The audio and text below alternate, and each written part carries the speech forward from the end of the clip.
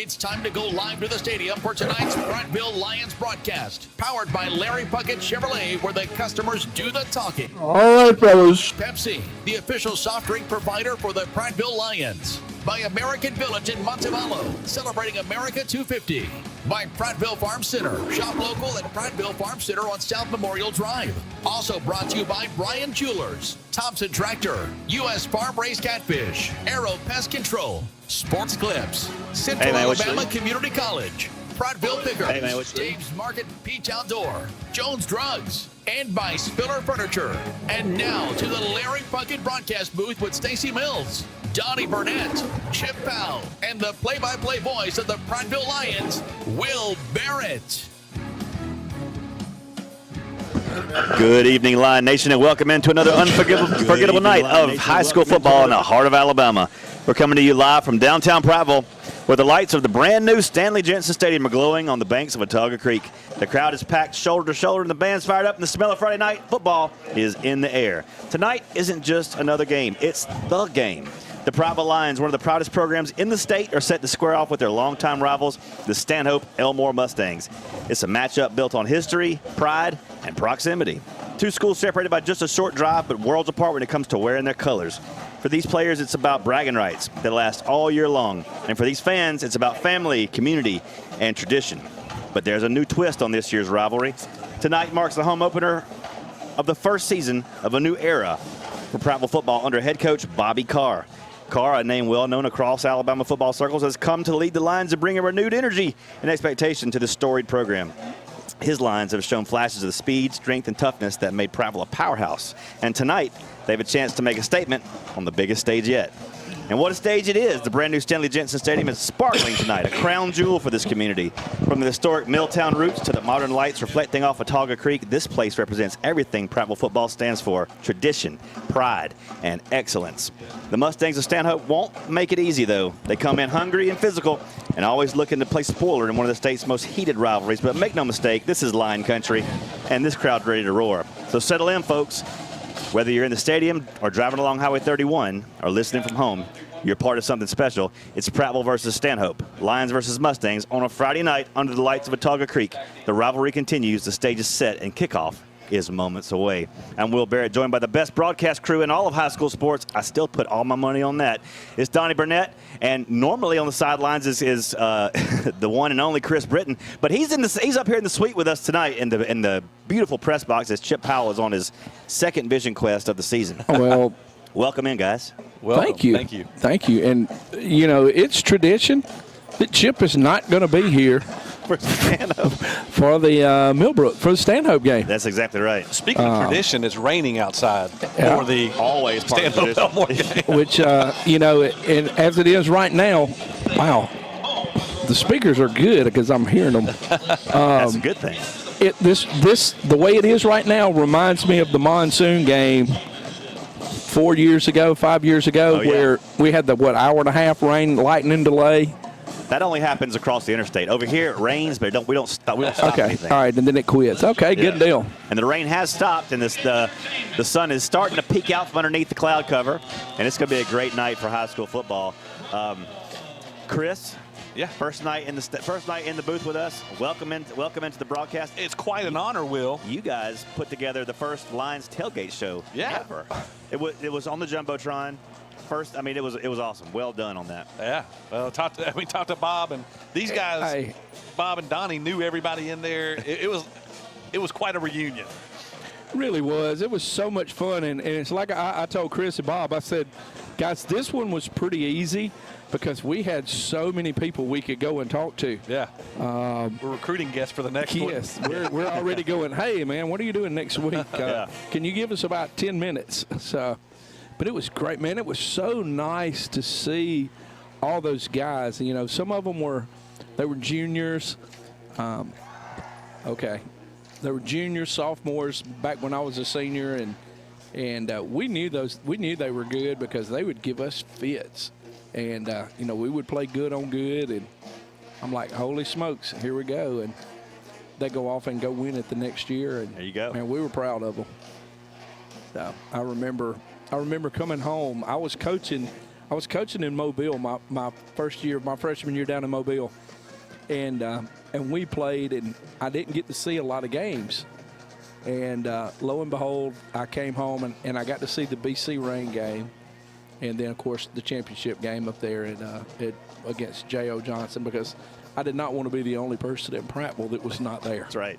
But somebody had to turn the lights out. Somebody had to turn the lights out. So. And that was a great night. The first of 5 state championships for this Prattville Lions squad. So. Well, and hopefully we'll be hoisting another title soon. I mean, the region we play in is an absolute juggernaut of teams you have to go through. But you know what? We're pretty good too. That's right. And this team under Coach Carr has added a lot of weapons this year. And we saw glimpses of that last week against Pike Road. You could still tell this team is still trying to figure out exactly who they are. Right. And there's not a lot of seniors on this team. Right. Not a lot at all. So, like Coach Carr has said before, if you're going to get us, you better get us now. Well, and the thing about last week's game that struck me was there were some things that we did as a team, some individual things, some errors, mistakes that are going to be cleaned up fast. Right. So take those away. Watch out. That's a different ball game last week. Yeah, our quarterback J.J. Williams showed flashes about why he is a starting quarterback this year. Yep. You're talking about the 5A, 7A All-Metro Player of the Year last year. An absolute athlete, an RPO-style quarterback with some new targets on the field and some old targets, and all of them are deadly. We're talking everyone from Deshaun Hall, who stepped up and played big, to Donovan Brown, to Damian Dickerson, Christian Alexander, Tristan Blackman, Braden Graham. Braden Graham had a game worthy of the Pepsi Buffalo Rock Player of the Week. Yes, he did. Player of the game, rather, offensively. Playing both ways. That's right. Playing both ways, which is really hard to do at this level. Yeah. So, hey, the Mustangs are making their way onto the field right now to zero applause from the Prattville side. Maybe some boos mixed in with some no hopes. It depends on what you consider the Prattville side. Old Prattville side. Right, true. Well, this was the Prattville side. The original Prattville side. This was the original. This was the old concrete, sit on them, and woo. Yeah. You were so glad when the game was over. And then we moved over to the other side. It was really nice because the sun was behind you and the bleachers were comfortable. Yeah. But I'm going to tell you, I'm sitting in the air conditioning right now at about the 46-yard line. I can see both end zones and don't have to move. And you know what? In 40 years, that'll be the home side again. Right. Will during the tailgate segment during the show earlier, you're talking about memories, and I remember the first game I came to, the first Prattville football game I came to about 23-ish years ago when I moved down here, was the Stanhope Elmore game. And I'm from Kentucky, where basketball is king, right? Right. And I came down here, and why are all these people here for a football game? This is special. This is ridiculous. Yeah. So we're going to take a 2-minute break while we honor our country with a national anthem, and we'll be right back. You're listening to Prattville Lions football. For well over 50 years, the River region has depended on Arrow Pest Control, which has grown to be one of the largest and most respected pest control science leaders in the area. Pest control is a science that eliminates pests that invade and potentially damage your property. They use only the top-rated pest control products, including the Centricon Termite Colony Elimination System. Arrow Pest Control was built on customer service and satisfaction, and that's still #1 today. Call us, 334-365-4610, and find out about mosquito control. Arrow, your best shot for pest control. At Larry Puckett Chevrolet, we found out years ago it's not all about the bottom line. It's about the personal relationship with our customers. After my husband died, I had to buy a car for the very first time by myself. I just purchased my second vehicle because I know I can trust Larry Puckett, and I know that Bruce Williams will give me the best deal. Larry Puckett Chevrolet customer service is not a department. It's an attitude. I'm Larry Puckett, and I want to be your automobile dealer. I'm talking to all the teachers now. As a teacher, you play a very important role in the lives of your students. Take them on one of the most important field trips they may ever experience. Coming to the American Village in Montevallo is a great adventure, impactful, engaging, inspiring, and fun. We invite you and your students to experience the stories of America's journey for independence, liberty, and self-government. Book your field trip today. Visit AmericanVillage.org and click on School Programs to find out how. Hey, grab me one too.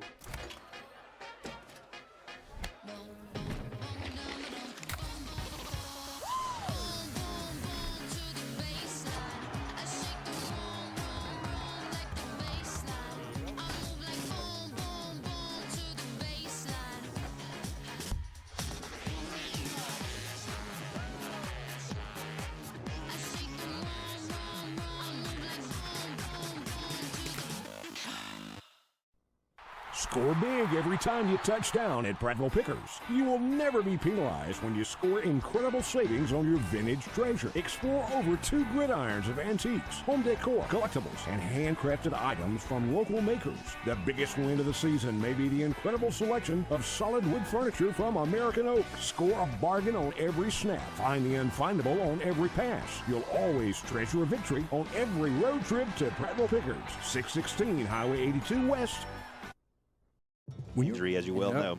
And last week, the injury bug struck as we lost Jake McConnell. We lost a good one. Jake McConnell, I believe it's a torn ACL, that he is going to be lost for the season.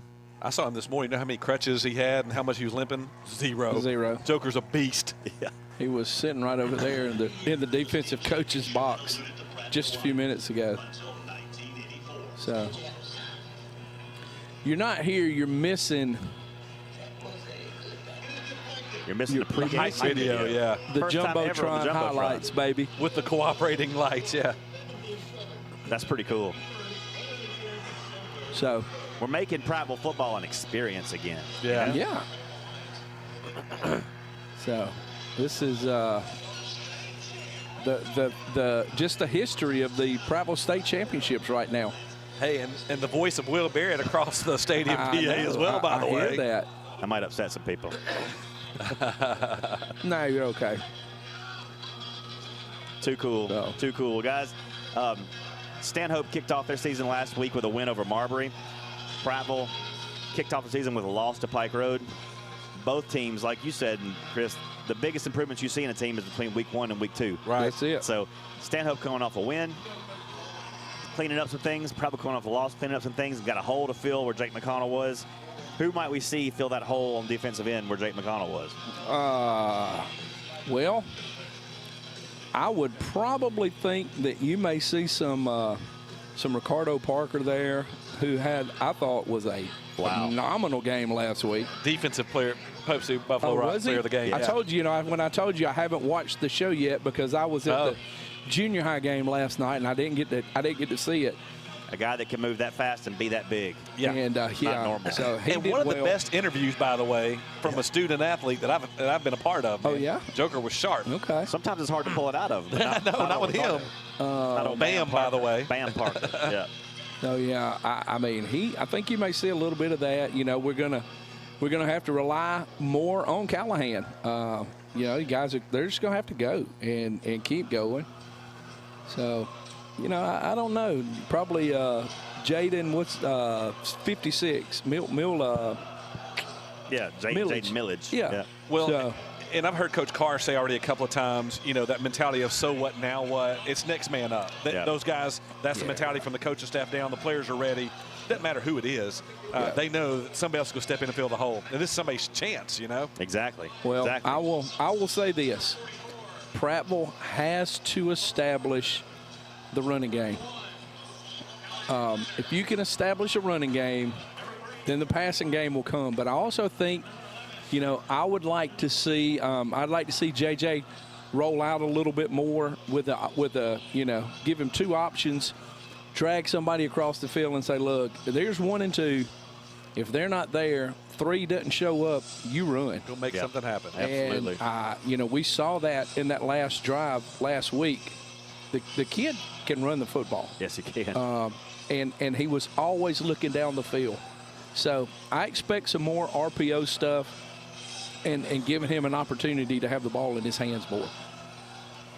That's just my thought. Defensively, I thought we played as well as we played in a very, very long time. You hold a very good Pike Road team to 12 points, basically.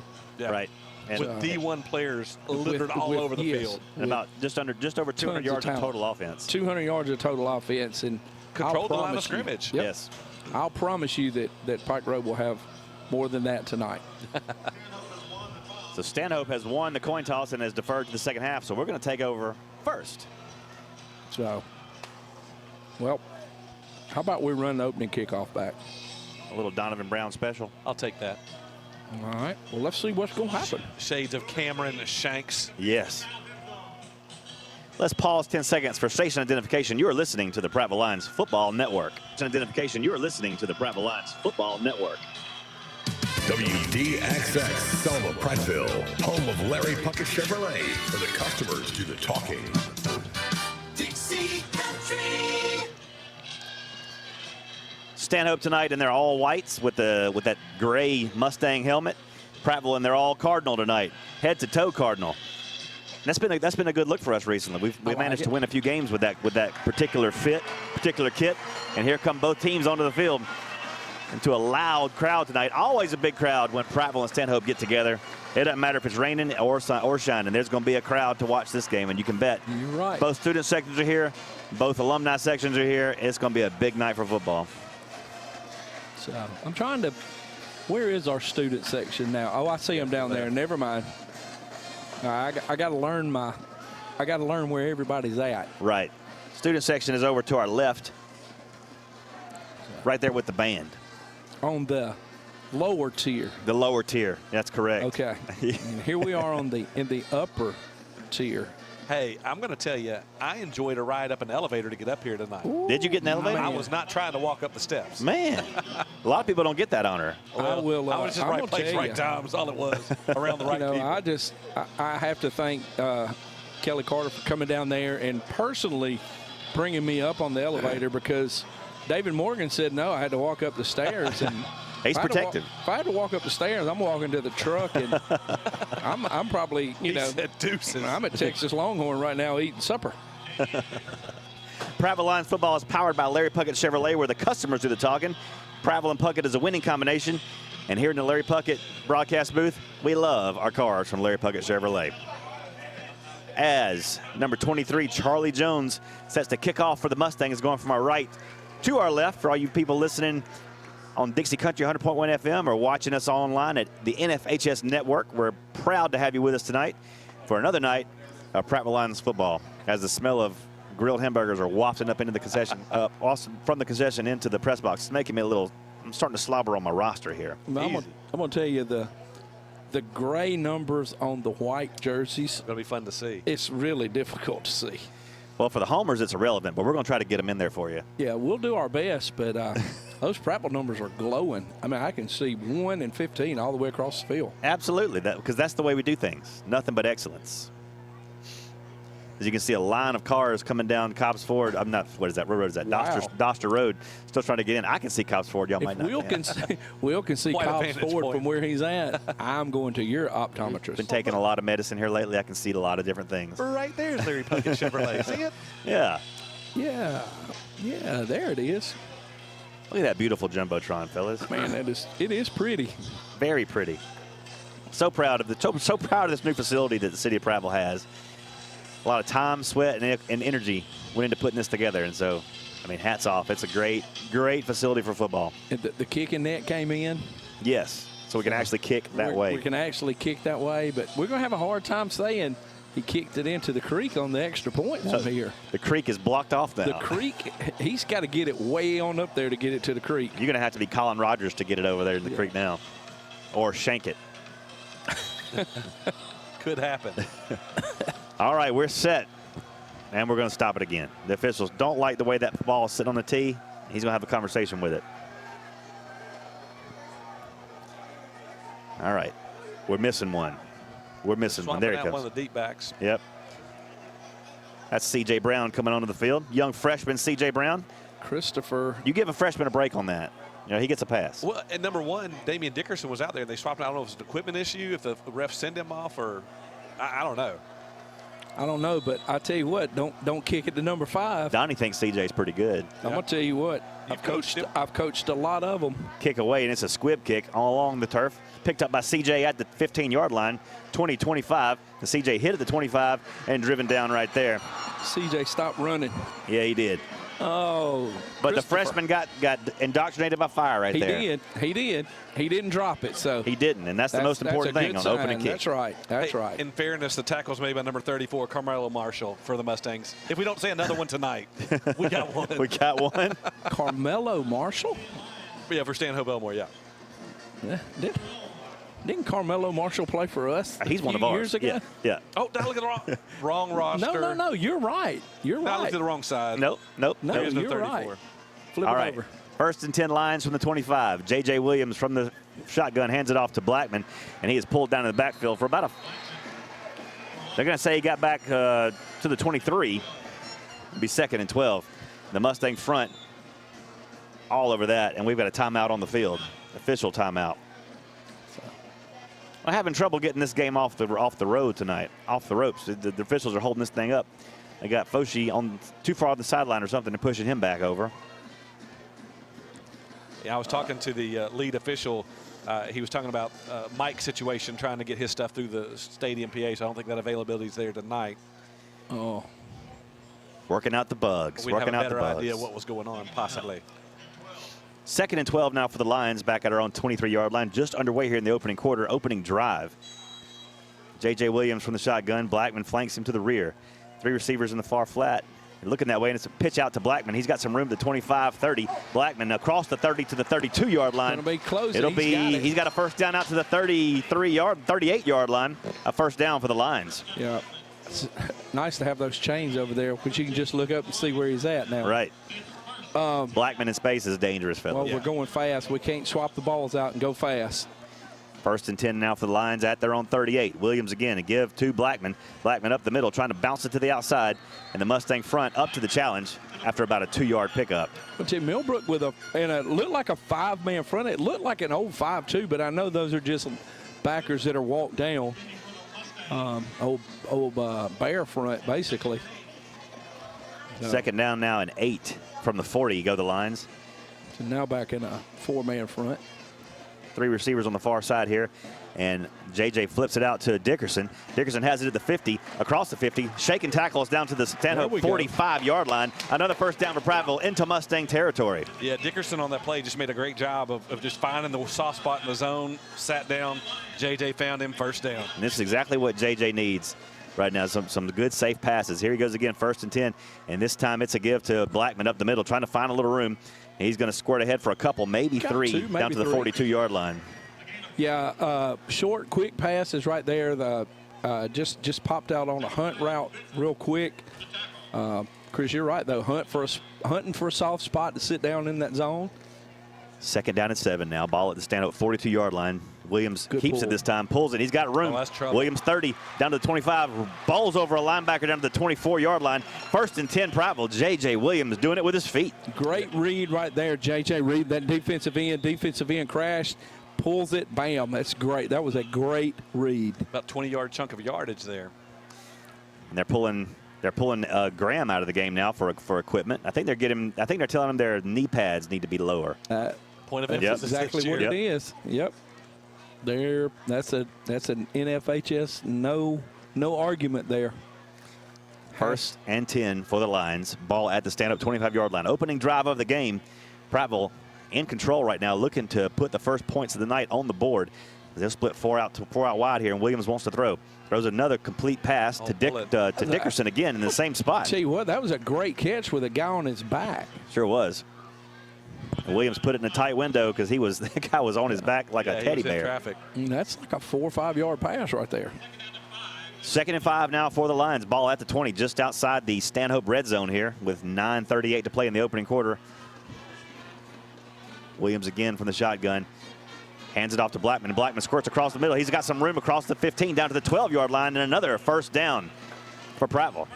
Will, I know that you were watching the ball carrier, but did you see J.J. take 2 steps after And that defensive end froze. That's exactly how you play that. Again, a give to Blackman across the 10, down to the 9-yard line.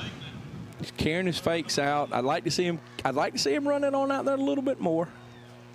He's doing a great job. Griffin Stovall checking in at tight end now, number 95. Big 6'1", 220-pound senior tight end. 2nd down and 8 from the 9. Lions knocking on the door here early. Here's Williams. Passes across the seam, looking for Deshaun Hall, incomplete, and had it in his hands.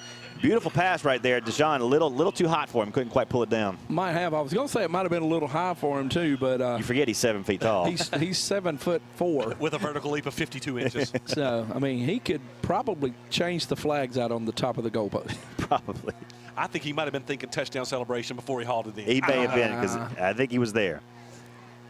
3rd down and 8 now for the Lions from the Mustang 9.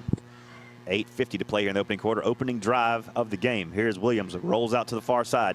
Looking for somebody to put it off to. Now he's going to have to run and get what he can get. And he's out of bounds at the 7-yard line.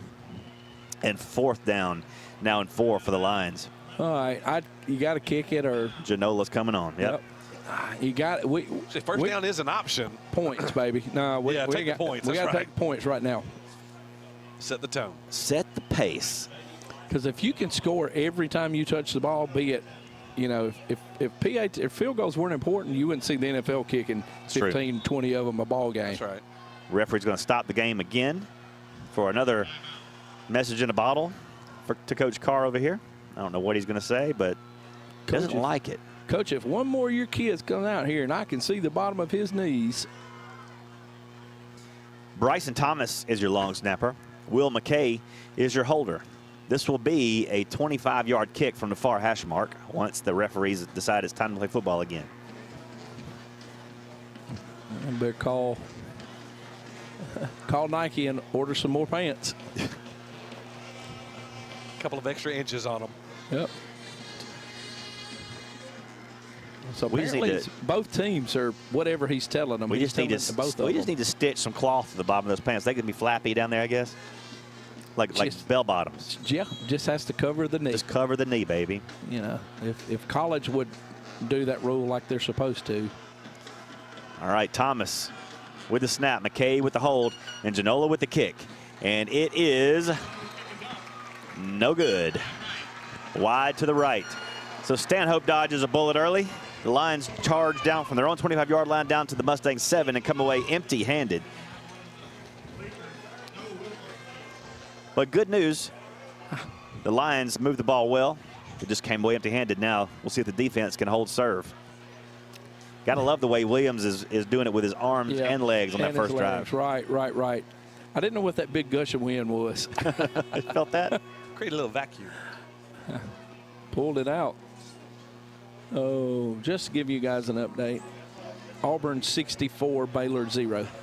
Just underway. Yeah, it's for those of you listening at home, it's on the screen here in the press box. I can see it better than I can see the game in front of us here at Stanley Jensen Stadium. All right, the Mustangs will break the huddle from their own 20-yard line. Their opening drive, they'll have three receivers in tight. And now all shift to the far side. From the shotgun they go, and it's a give to that far side. Flags are down. And it is a stuff by the Lions defensive front. Darrell Washington in on the stop at the line of scrimmage. Darrell started out last week making all them tackles. Yes, he did. But I believe we got some illegal formation or illegal shift. Yeah. False start, something like that. One of the things I saw last week, a lot of when you'd see the run from Pike Road, you'd see a bunch of Lions in front of it. You saw that on that first play. That's a good sign, I believe. Oh, yeah. Absolutely. Swarming defense. Well, we love Darrell. First down and 15 now for the Mustangs after the procedure call. Back at the Mustang 15-yard line. 8:22 to play in the opening quarter. No score. Lions gave them a scare but came up empty. Now it's the Mustangs' turn. They'll operate from the shotgun. The ball's on the ground momentarily. Running back has to pick it up, and he's down to the 10-yard line, maybe the 9. Davis Foshee, the quarterback, got caught up in the mesh, and the ball hit the turf momentarily, but he was able to pick it up and put it back in the midst of Demarion Barnes. Yeah. Another loss for the Mustangs. He bent funny, too, I'm going to tell you. So. Again, a bunch of lines around. Dylan Cook-Todd was the first one I saw there, number 97. What? Second down and 17. Ball at the Stanhope 12-yard line, maybe just outside the 12. And here's Foshee with an empty backfield for the Mustangs. 5 receivers in the set. And he's going to pitch it out in the flats quickly. It is caught for minimal gain. Maybe back to, no, incomplete. Lucky. He was unable to come up with that. It's 3rd and 17. Little wide receiver screen. The Lions were all over it. All right. So Callahan's coming out. We're dropping another linebacker in there now. So we'll get in some sort of a nickel look. Rawlinson and Townsend both in there now, along with Kavian Tyus from Otagoville in there as well. So we've got, who is that? That's Ricardo Parker in the middle. EJ's out here on an end. He's easy to spot. Yeah. That's Finch out there. I can't see who that is up top. 3rd and 17 now for the Mustangs from their own 12. Foshee wants to throw. He's got a man out in the flat. Going to try to make a little tunnel screen. Got to cut it back inside. He's still on his feet at the 12, all the way across the field before he is pulled down after about a 2-yard pickup. Zach Holcomb, the receiver, ran all the way across the field, ran 60 yards to pick up 2. Yeah. And it's 4th down. Mustangs are going to punt away. A good job of the defense right there, stretching that out, not giving him an alley or a little lane to cut up in. There was one man left, number 4, Ryan Walker. He made the stop. And Ryan Walker makes the stop. The Mustang punter will be heels down at the goal line. Donovan Brown hanging out for the Lions around the 50 on that beautiful Prattville seal. Man, they flipped the logo, too. Yeah, they did. Spun it around. I just realized that. They spun it on us. Oh, that's a penalty. And Mustangs had personnel jumping all over the field. But this ball is going to take a Prattville bounce at the Mustang 39-yard line and be down right there out of bounds. I mean, that's a dead ball penalty, I believe. Yeah. So there was a Mustang personnel running on the field late, and he was on the Prattville side of the ball as the ball was being snapped. Yeah. That's cross sides, right? That is cross sides, yeah. So can you decline that? I don't know. I'm with you. I don't know that play officially happened. Yeah, right. Where's Pratt Bedwell when you need to answer a question? He's probably in his recliner, but I bet he's listening. No, he's here. He was here. Yeah. The 84 team. Oh, that's right. He's going to be honored today. Referees are still trying to figure this thing out.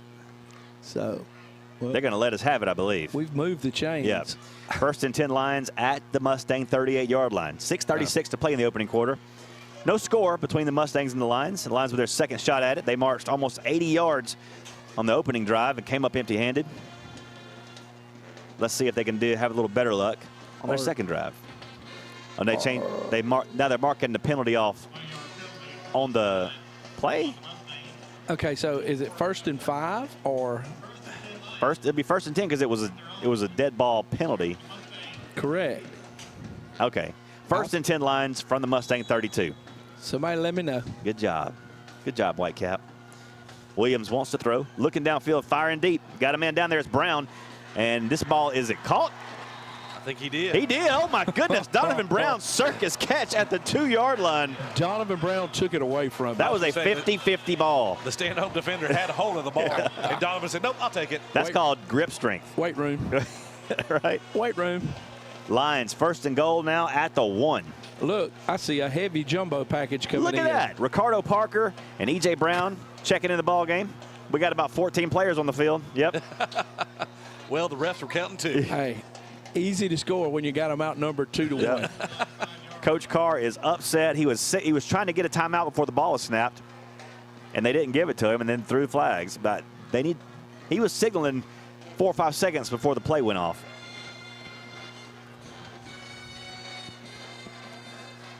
Let's see if they're going to give him the timeout or. I know he signaled too many men on the field. Off comes 7. So, come on. I'm so confused.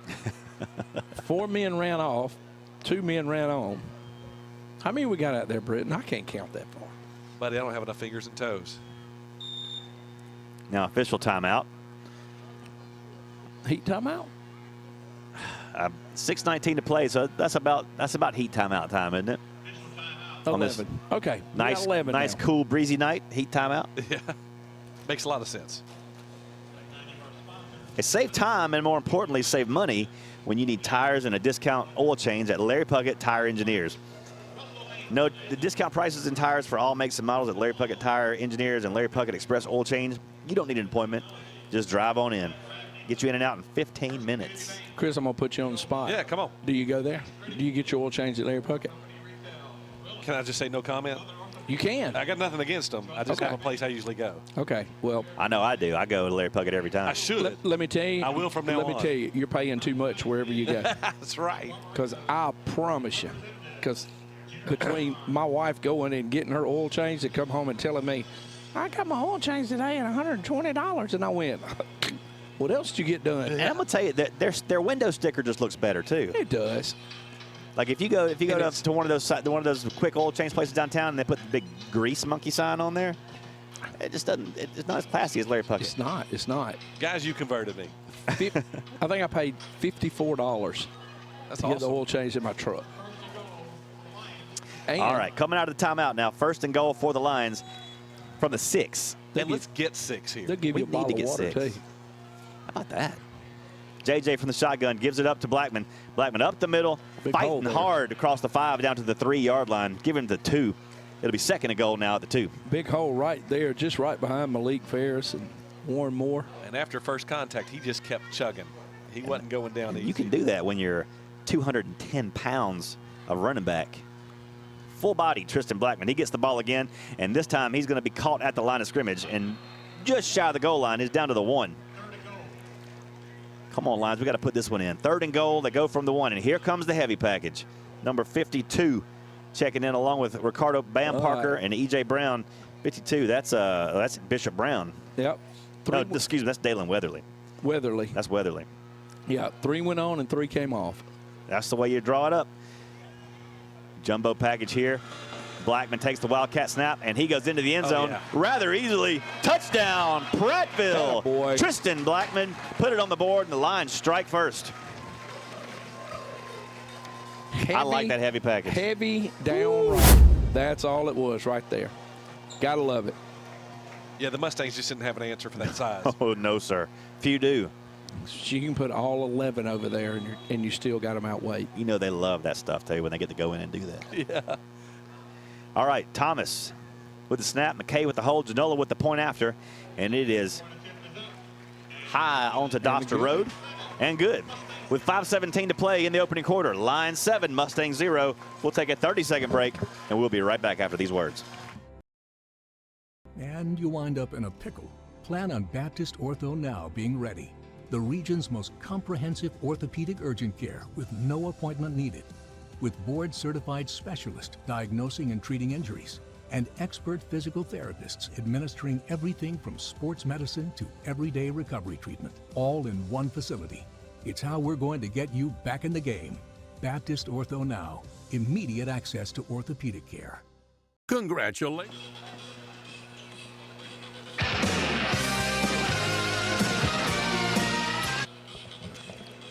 Your Sport Clips MVP of the scoring drive was a 37-yard pass from J.J. Williams to Donovan Brown to set up 1st and goal at the 1, and Tristan Blackman took care of it from there.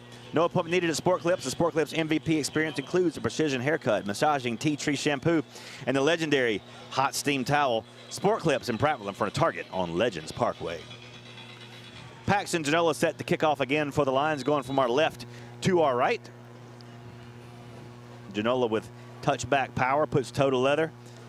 And this one's going to sail high into the sky and clear it out the back of the end zone for the Lions. Top of the V. Top of the V. 1st and 10 Mustangs trailing our Lions now 7-0. Right where we want to be.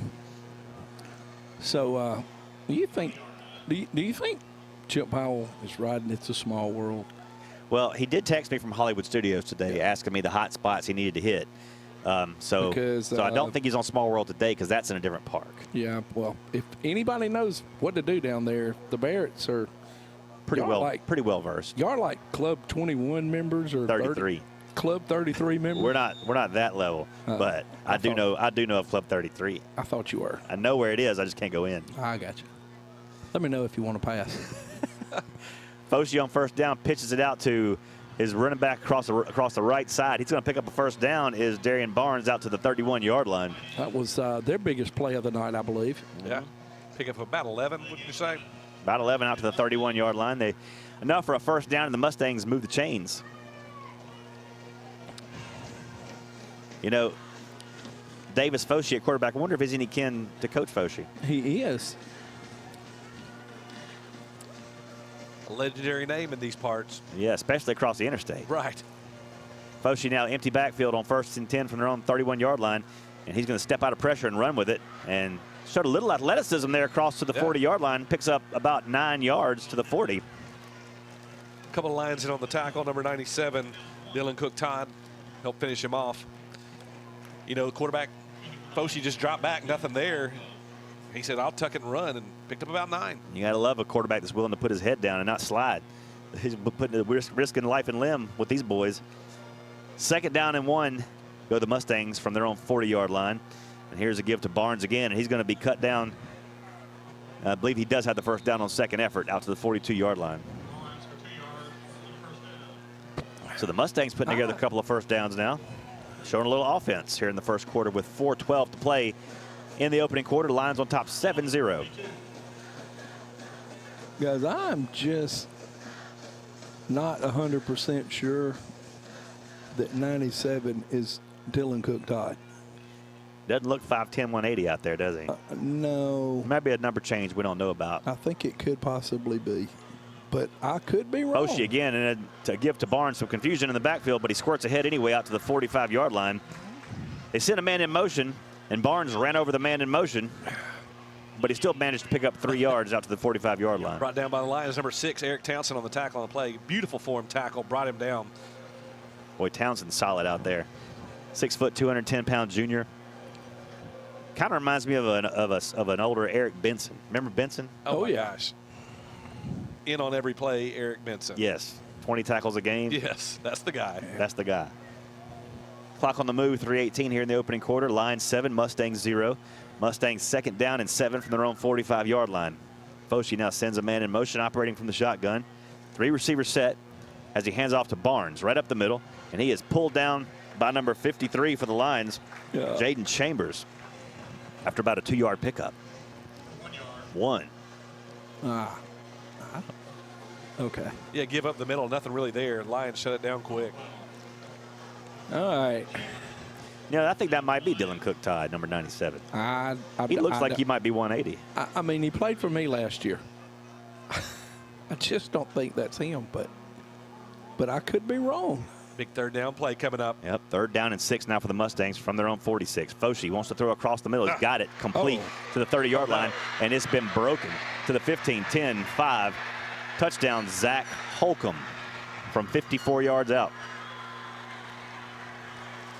Zach Holcomb is a good-looking receiver right there, 6'1", just 165 pounds, but he turned on the afterburners there. Yes, he did, and this is where, no offense, I miss Chip Powell because he always watches DBs, and I have no idea what happened there because I was watching the rush. Well, the receiver just found the seam. Quarterback found him over the middle, and then you had 2 guys going 2 different ways. Now, technique, Chip would have broke it down and made it rhyme because he is the poet. Yeah. I didn't know if I didn't know if there was some miscommunication or we just missed somebody somewhere. Blown assignment potentially.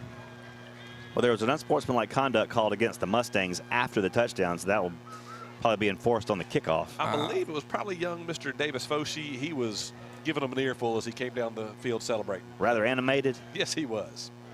Oh, we're going to take it on the extra point. I like that. Makes the extra point a bit challenging. Makes it a little tougher kick. 7-6 your score after the 54-yard pass from Foshee to Holcomb. It seems like there's always been a Holcomb on Stanhope's team, too.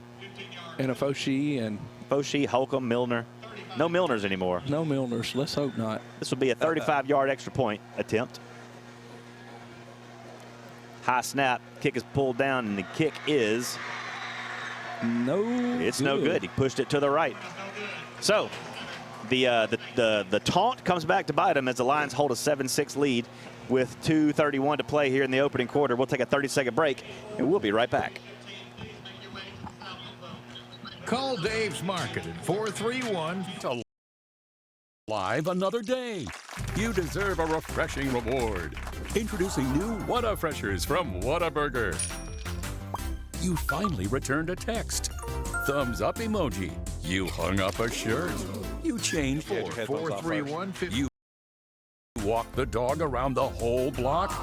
Attaboy, it's treat time. The new Prickly Pear Raspberry Whataburger from Whataburger. An icicle treat for every small feat. What up? Home of Larry Puckett Chevrolet, where the customers do the talking. Dixie Country. 7-6 your score here at Stanley Jensen Stadium. Let's pause 10 seconds for station identification. Station identification. WDXX, Selma, Prattville, home of Larry Puckett Chevrolet, where the customers do the talking. Dixie Country. Fair catch called for at the 27-yard line by Donovan Brown. And the Lions will take over right there with a 7-6 advantage with 2:21 to play here in the opening quarter. Well, the Mustangs on that last offensive possession showed a little bit of flash on offense that we haven't seen from them in a while. No. A 54-yard pass from Stanhope is something we hadn't seen in a very long time. No, not at all. So, but you know, there's been some coaching changes over there, and they're doing a little something different. We're in a 5-man front again. 1st and 10 Lions from their own 26. Williams going to give to Blackman. Hit at the line of scrimmage and maybe actually loses a couple yards back to the 25. I'm going to tell you, you're drawing a 5-man front. Let's spread them out. Let's see what happens. Well, I like your thought process earlier where you let JJ get to the outside, give him 2 reads, neither one of them there, tuck it, take off, get you about 8-10 yards. So because when you spread them out, now you have the advantage. 2nd and 12. Williams wants to throw now. Throwing it downfield across the middle. Man wide open is Dickerson, and he can't hold on to it at the 48-yard line. Oh. Well, if he hits him in stride, he's still running right now. Yep. But Dickerson just couldn't quite hold on to it. Hit him in a bad spot. Yep. 3rd and 12. But you see the difference in splitting that. When a 4-man rush, you got 5 blocking, so your advantages to you. And then by putting when Tristan went in motion, linebacker went with him. 3rd and 12. Quick pitch out into the flats to Blackman at the 32-yard line. Bulls over a man to the 34, and it's going to be 4th down. The Lions will have to punt. You'll have to kick it away.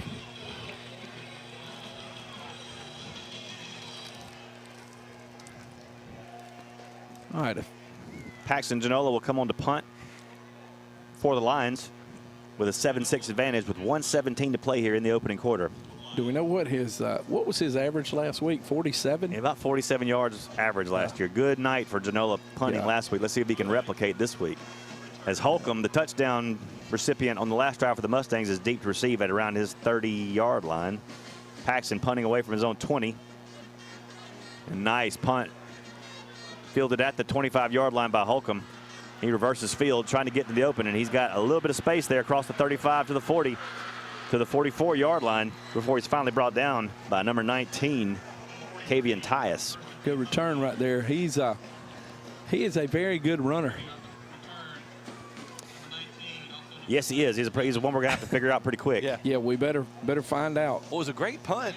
The ball hung forever. He had good hang time. He had good distance. 2 guys right on the receiver, but, man, he just made a play. Just make one miss and see what happens. Make a football play. So. All right, Foshee and company back on the field for the Mustangs. 1st and 10, they go from their own 44-yard line. 43 seconds to play here in the opening quarter. Lions leading at 7-6. And here is Foshee on the give to Barnes.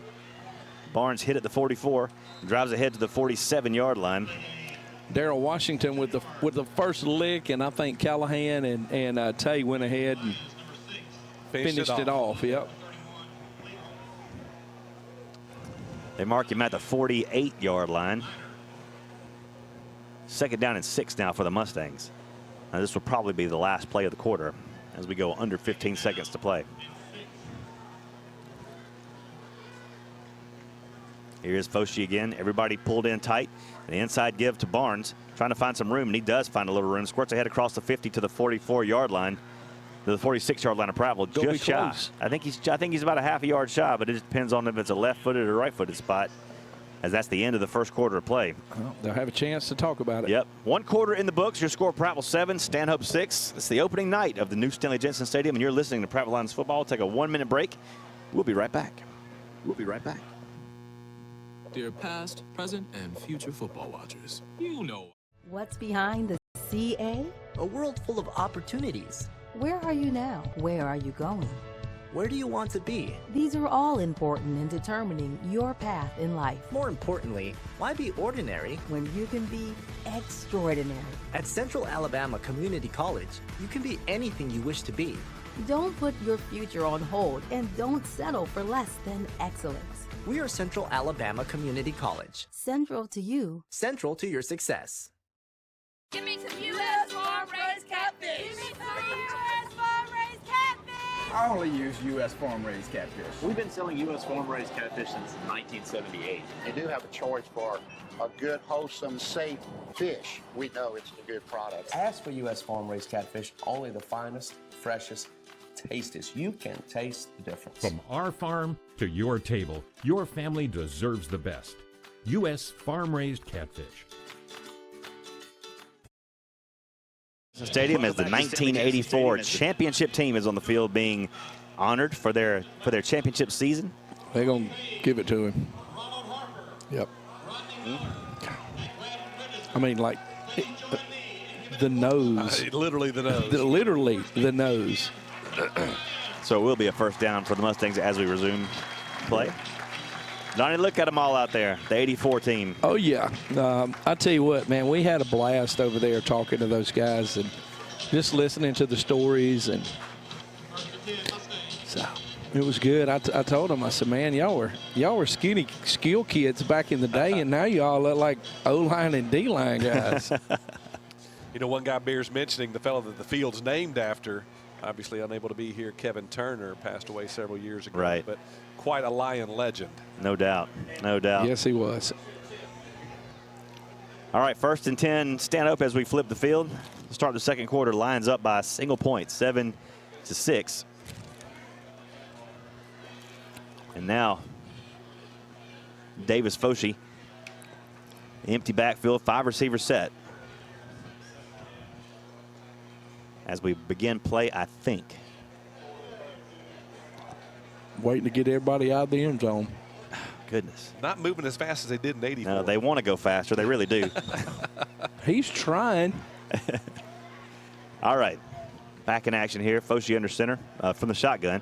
Drops back to pass. Nothing there. He's going to step out of it. He's going to run with it. He's got some room across the 40 to the 38-yard line, and the ball is loose. I think we have it. I think we have it. Yes, we do. Prattville recovers the fumble. Number 6, Eric Townsend comes out of the pile with the ball, and the Lions pick up their first turnover of the season. Whoa. That's big. That's a momentum that was shifter huge. right there. That is big. That was huge, yes. Wait. We got an injured player. Okay. I was like, whoa, is there a flag? I didn't see what happened. I believe that's Davis Foshi down. I can't tell you because the white hat is in the way. Well, the window's down. Tell him to slide over a little bit. Could you slide over just a little bit, Mr. Ref? Yep. You are correct. With those really good eyes that you have, Cobbs Ford Road. All of a sudden. Hey, if I fumbled the ball in a big game like this, I'd be injured too, probably. Ooh. Better to be injured than to come back to that sideline. Ooh. That's a John Heisman quote, I think. 1st and 10 Lions after the turnover. The ball is at their own 38-yard line. Just underway here in the second quarter. Lions up by a point, 7-6, as Williams throws it deep, looking downfield, and it is incomplete. Just overthrew him. Oh, I love that, though. By himself over there, short side of the field, throw it to the tall kid. Had his man Deshaun Hall. That's it. Had a step on his guy. And, you know, it wouldn't hurt my feelings if they did it again. Yeah, come on. No. And that's what I was about to say right before the play. Let's strike hard and fast here. Let's pick up a quick 6, break a back. Yeah. Damian Dickerson was close to being open in the middle that time, too. So you're saying he was covered? I'm saying, well, I'm just saying that he's close to being open. He was close to being close open. to being covered. Here is Williams again, RPO, and this one's a complete to Braden Graham at the 45. Braden on his feet across the 35 to the 34-yard line. And there's a horse collar on him, I believe. That flags are down. That's how you run it right there. That's that RPO you're talking about. That's that RPO right there. Oh, my goodness. That is where Prattville's going to be most deadly right there. And then just Braden ran a quick slant right into the empty spot in the because the backfield. Well, you done handed that thing to Tristan 17 times already, and then kind of softens then that he up. pulls it. Yep. So, well, the 15-yard penalty on the tackle of Braden Graham will push the Lions into the red zone again to the Mustang 18-yard line, where it'll be first down for the good guys with a 7-6 lead, looking for more with 11:18 to play before halftime. Here is Williams sending Blackman in motion. And looking back to the near side, has it complete to Graham. Graham all day long. Brady Graham to the end zone. Touchdown, Prattville. Oh, what a beautiful play call. That was so pretty. So pretty. I wish we got a replay anywhere. I want to see who was the offensive line that made the block out there. Oh, wow. The seas parted for Braden Graham right there and took it to the house. I keep thinking it's going to be right there, but it's not. That's a different game. But equally important. Yes. Their careers on the line right in that game. Lions looking to set up and go for two here with a 13-6 advantage. I like that call. Williams has two receivers tucked in tight, now sending Dickerson in motion. Fleshing back out there, and Williams RPO to the right, and he's got it at the end zone at the corner pylon. Touchdown. The two-point conversion is good. The Lions lead it 15-6 with 11:15 to play in the half. Just Tristan Blackman squared out of the backfield over to the right side. JJ found his man. We're going to take a 30-second break, and we will be right back.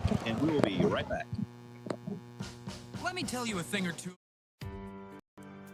I'm the neighbor with the orange tractor. I mow, I grow, and care for this place I call home. I'm always on the move, getting work done, because I want to be the best version of me. Right now, get a Kubota L-Series tractor and take advantage of low-rate, long-term financing. This is why I do it. Kubota. See the Bates family, Jared, Barbara, or Mickey at Clanton Tractor. Your Sport Clips MVP of the scoring drive was a quick pass from J.J. Williams out to Braden Graham, who polished it off into the end zone for an 18-yard touchdown. Sport Clips in front of Target on Legends Parkway. Janola set to kick off again for the Lions, going from our right to our left. Lions lead at 15-6 with 11:15 to play here in the opening half. Janola puts toe to leather, and this one sails high into the night sky and back into the end zone once again. Bottom of the first tee, and the Mustangs take over at their own 20. So I'm looking at the big board out here. Yeah. Tonight, after the game, Whataburger, buy one, get one free. BOGO at the Whataburger, baby. You got that right. Is it, I couldn't tell if it said anything or what, because if I can get a bacon jalapeno cheeseburger and get another one for free. Can I have the free one?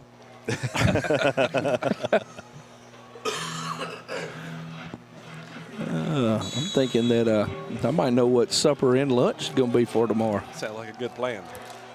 First and 10, Mustangs from their own 20-yard line. Foshi on a give to Barnes. He's in trouble in the backfield. He is pulled down at the 12-yard line. Lions sniff that out.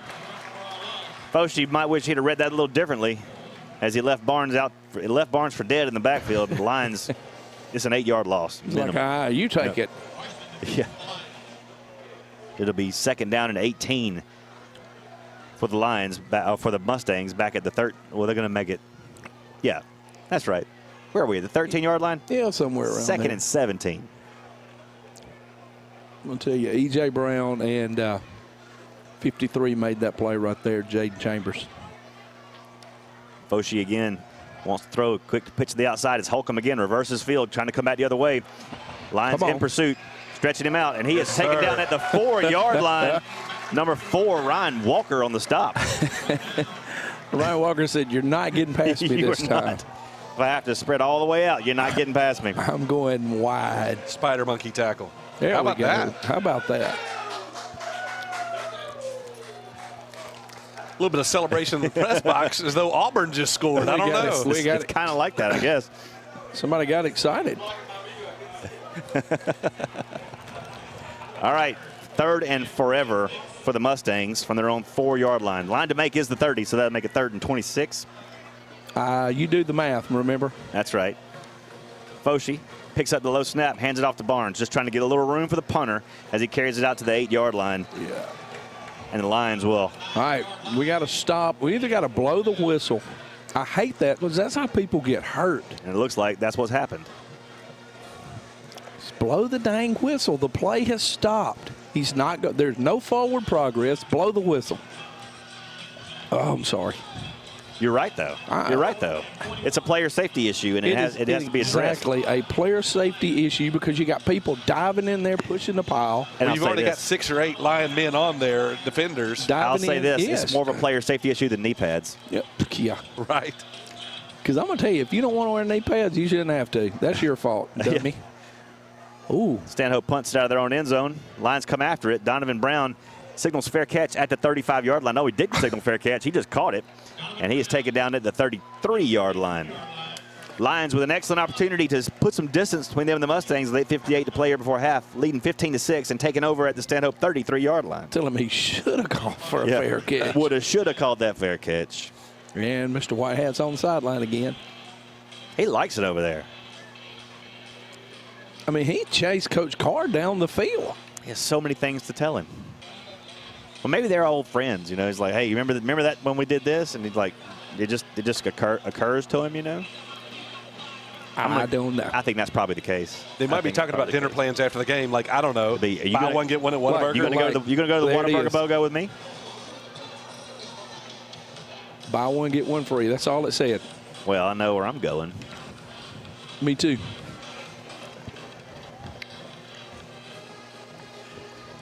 First and 10 Lions from the 33-yard line of Stanhope. Williams, 3 receivers to the far side. They're going to give this one off to Blackman up the middle. That's their favorite play across the 30 down to the 29-yard line. Make it the 31-yard line, I should say. And there's flags down in the defensive backfield. I don't know what that call could possibly be, where that flag is. Unless it's holding on the offense. Holding on the Ville. I didn't see it. Well, I mean, you have Donovan out there and who is that over there with that was Damian Dickerson and Donovan Brown over here. And look, they didn't block, so there wasn't no holding because they were running routes. So we had bubbles and slants going on over here. So who are you calling that on? I don't know. What I do know, it is now 1st and 20 for Prattville at the Stanhope 42-yard line. Let's see what they dial up here with a 15-6 lead. And 8:47 to play before the half. Same formation, 3 receivers over there set on the far side. Something's not right. We got Williams and Blackman in the backfield. Shotgun snap to Williams. He rolls that direction, throws it out there. He's got a man open in the flats. It's Dickerson across the 30. Dickerson puts his head down and bulls over a safety to them to the 23-yard line of Stanhope. And I believe that will move the chains for Prattville. If not, it'll be very close. All right, was Donovan lined up in the tight end spot there? Because I lost. Oh, we have another flag way back there in the backfield. Back at the line of scrimmage. Yeah. And it looks to be coming back. Ineligible. Wow. I think we were covered up over there. One of these days, somebody's going to have to explain to me why receivers can be ineligible. Anybody should be eligible to receive a pass. You can catch a pass. That's You right. catch a pass. We got 11 guys out there. If one guy's throwing it, 10 guys should be able to catch it. Yep. I don't see how it's advantageous to throw it to your offensive line. It would make more kids want to play O-line, though. Exactly. There's a chance. You're telling me there's a chance. There's a chance. You might get the ball thrown to you. All right. Well, it'll be second down and 25, I believe, when they marked this play off, this penalty off. Loss it down. Coach Carr is asking for an explanation. I don't think he agrees. No, he's still. Well, he's telling him to stop because something's wrong. Okay. He's wanting to get in touch with the lead official. His old buddy, the white cap. Do you remember just before when I said something doesn't look right? Yeah.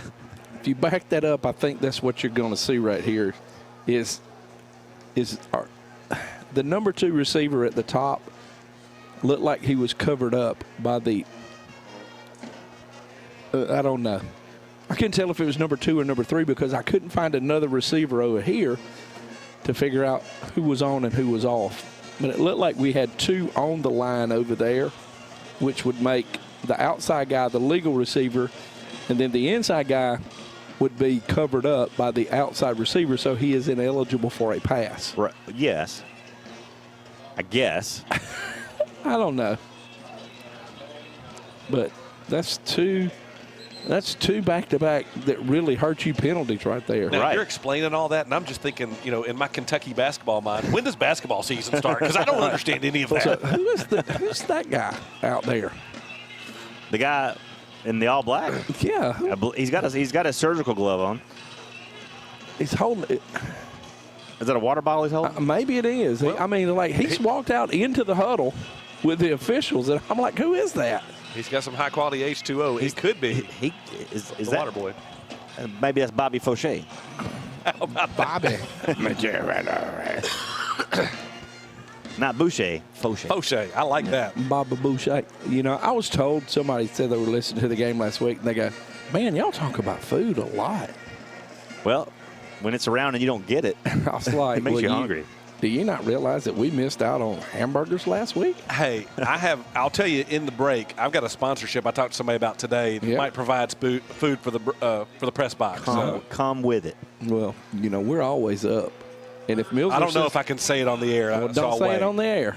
But if Milsner says no, I'll slip them in there. Come on. 1st and 25 now for the Lions coming out of the extended official explanation of the flag.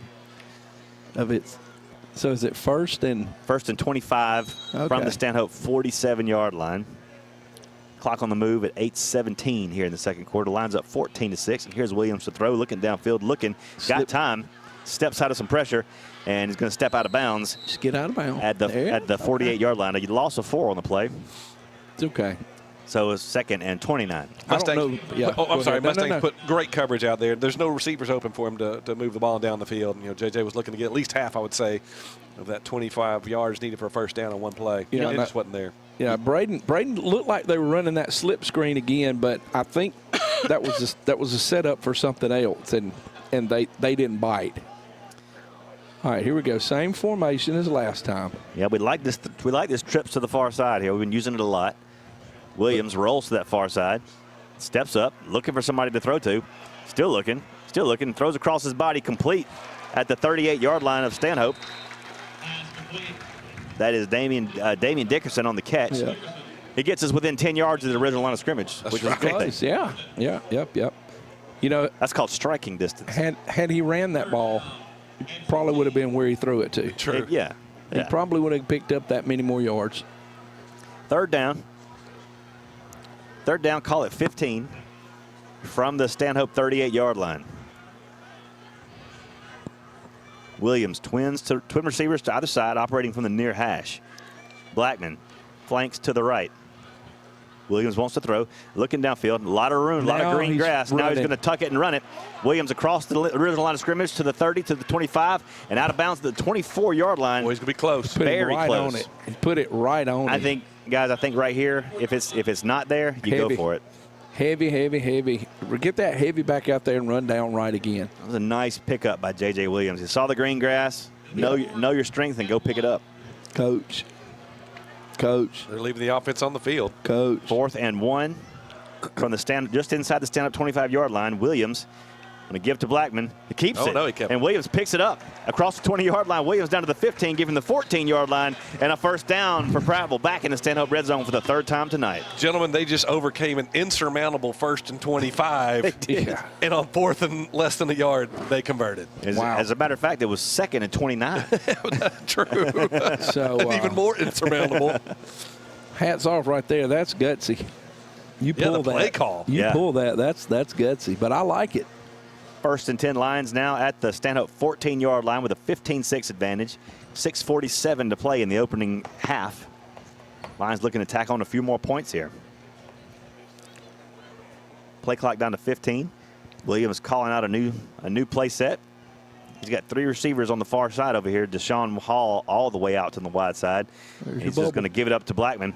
Blackman fights off a tackler at the 10, ahead to the 8 to the 7-yard line.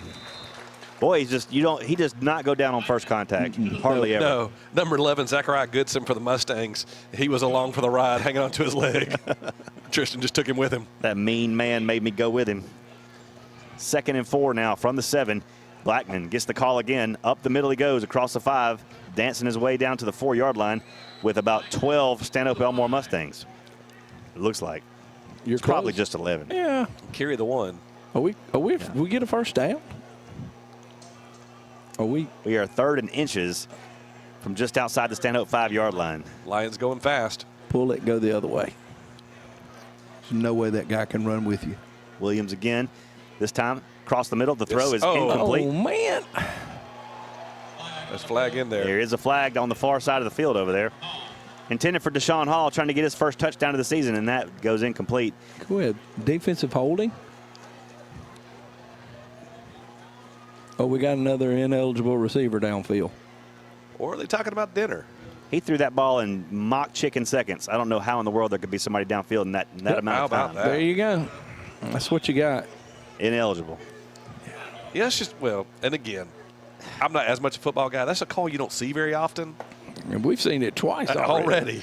One of these officials has done a deep study on an ineligible receiver downfield. That and knee pads. Yeah, and they really want to make sure you know about it. That hurt. Well, that 3rd and inches now becomes 3rd and a long 5. And we have a heat timeout.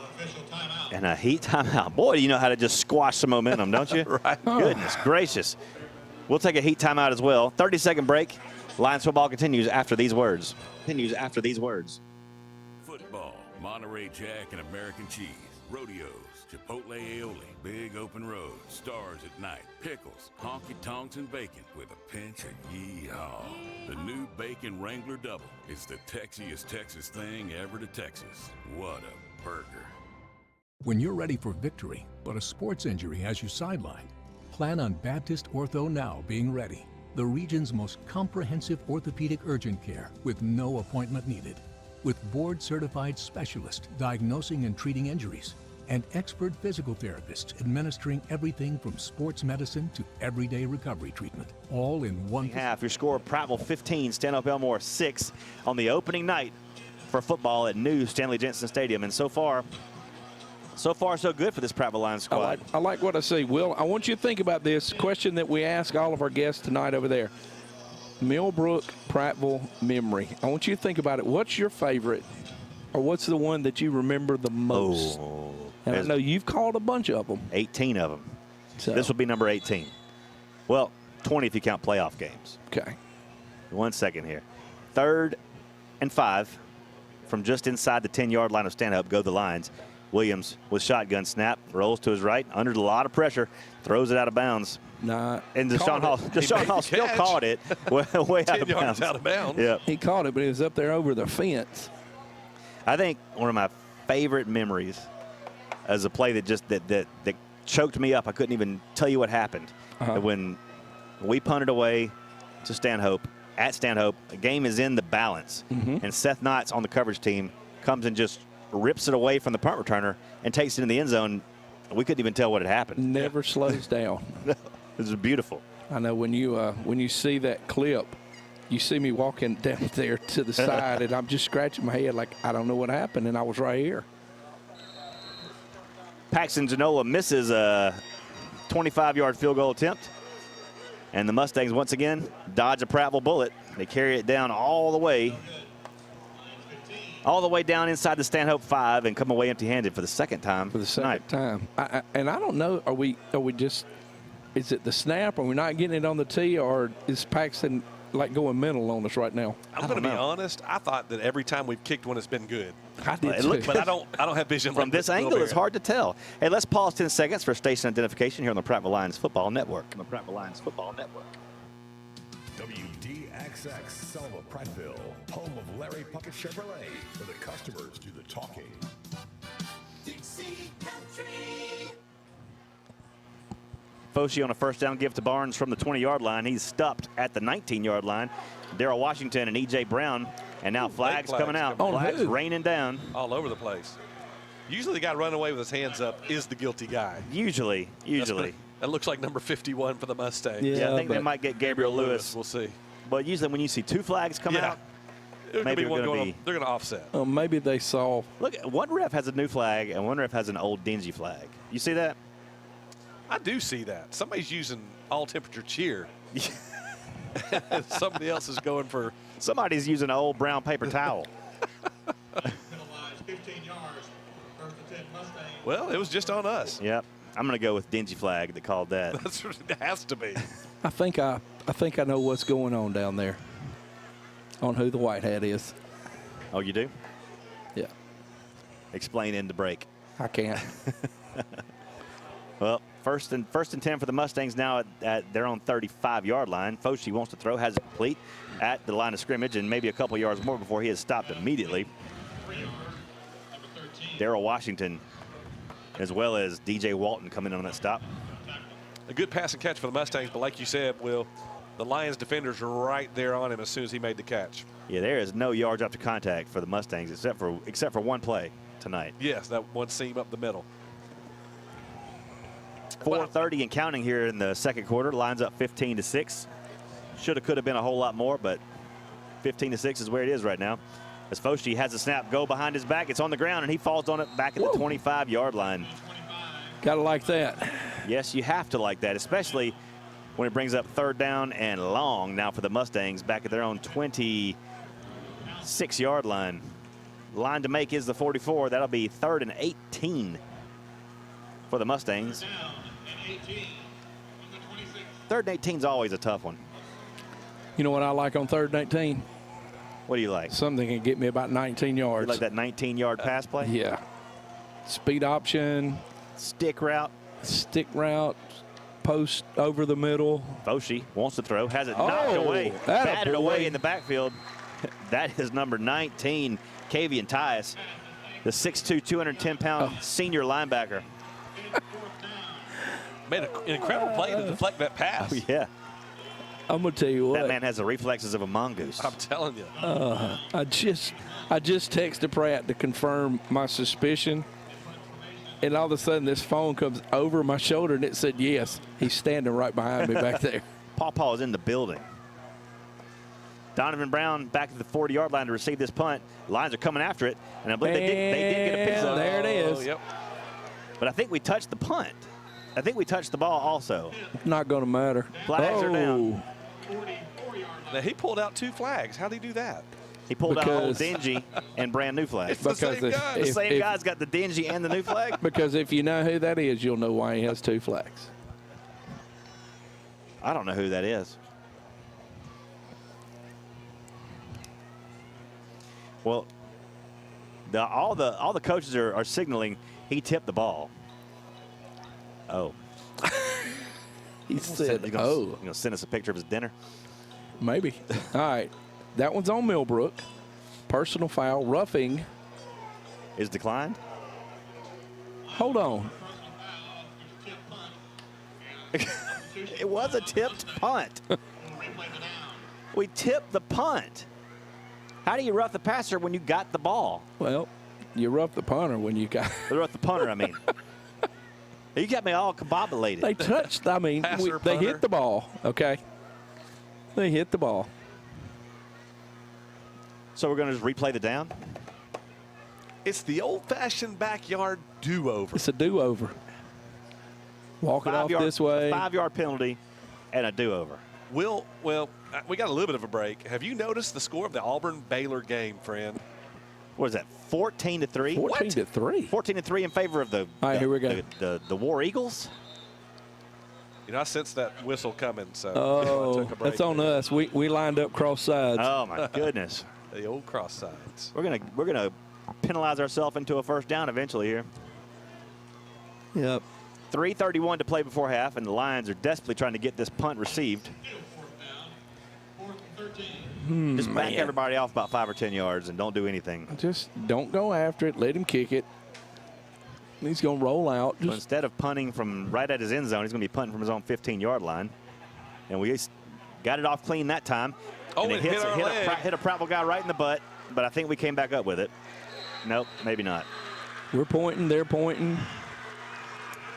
Nope, Mustangs come up with it. They got it. It hit one of our return guys, our coverage guys, right in the butt. And number 9, Jacob Thorpe, recovered it. And you feel for the Prattville guy because it was a short punt. He was just doing his job. He had no idea what was behind him. Well, I say, man, throw the record out the window. Oh, buddy, yeah. It's always when these two play, it's always something exciting. Anything can happen. That's absolutely true.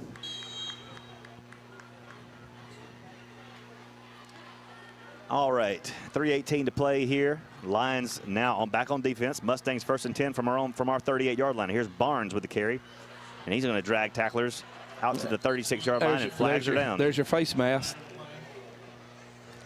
They're gonna keep them in the game, aren't they? Yep. We're going to do our very best. E.J. Brown lost a helmet. Has to come out for a down. Got hit in the face. And now we're going to discuss one more time. Come on, man. You know the rules. You know what the flag is.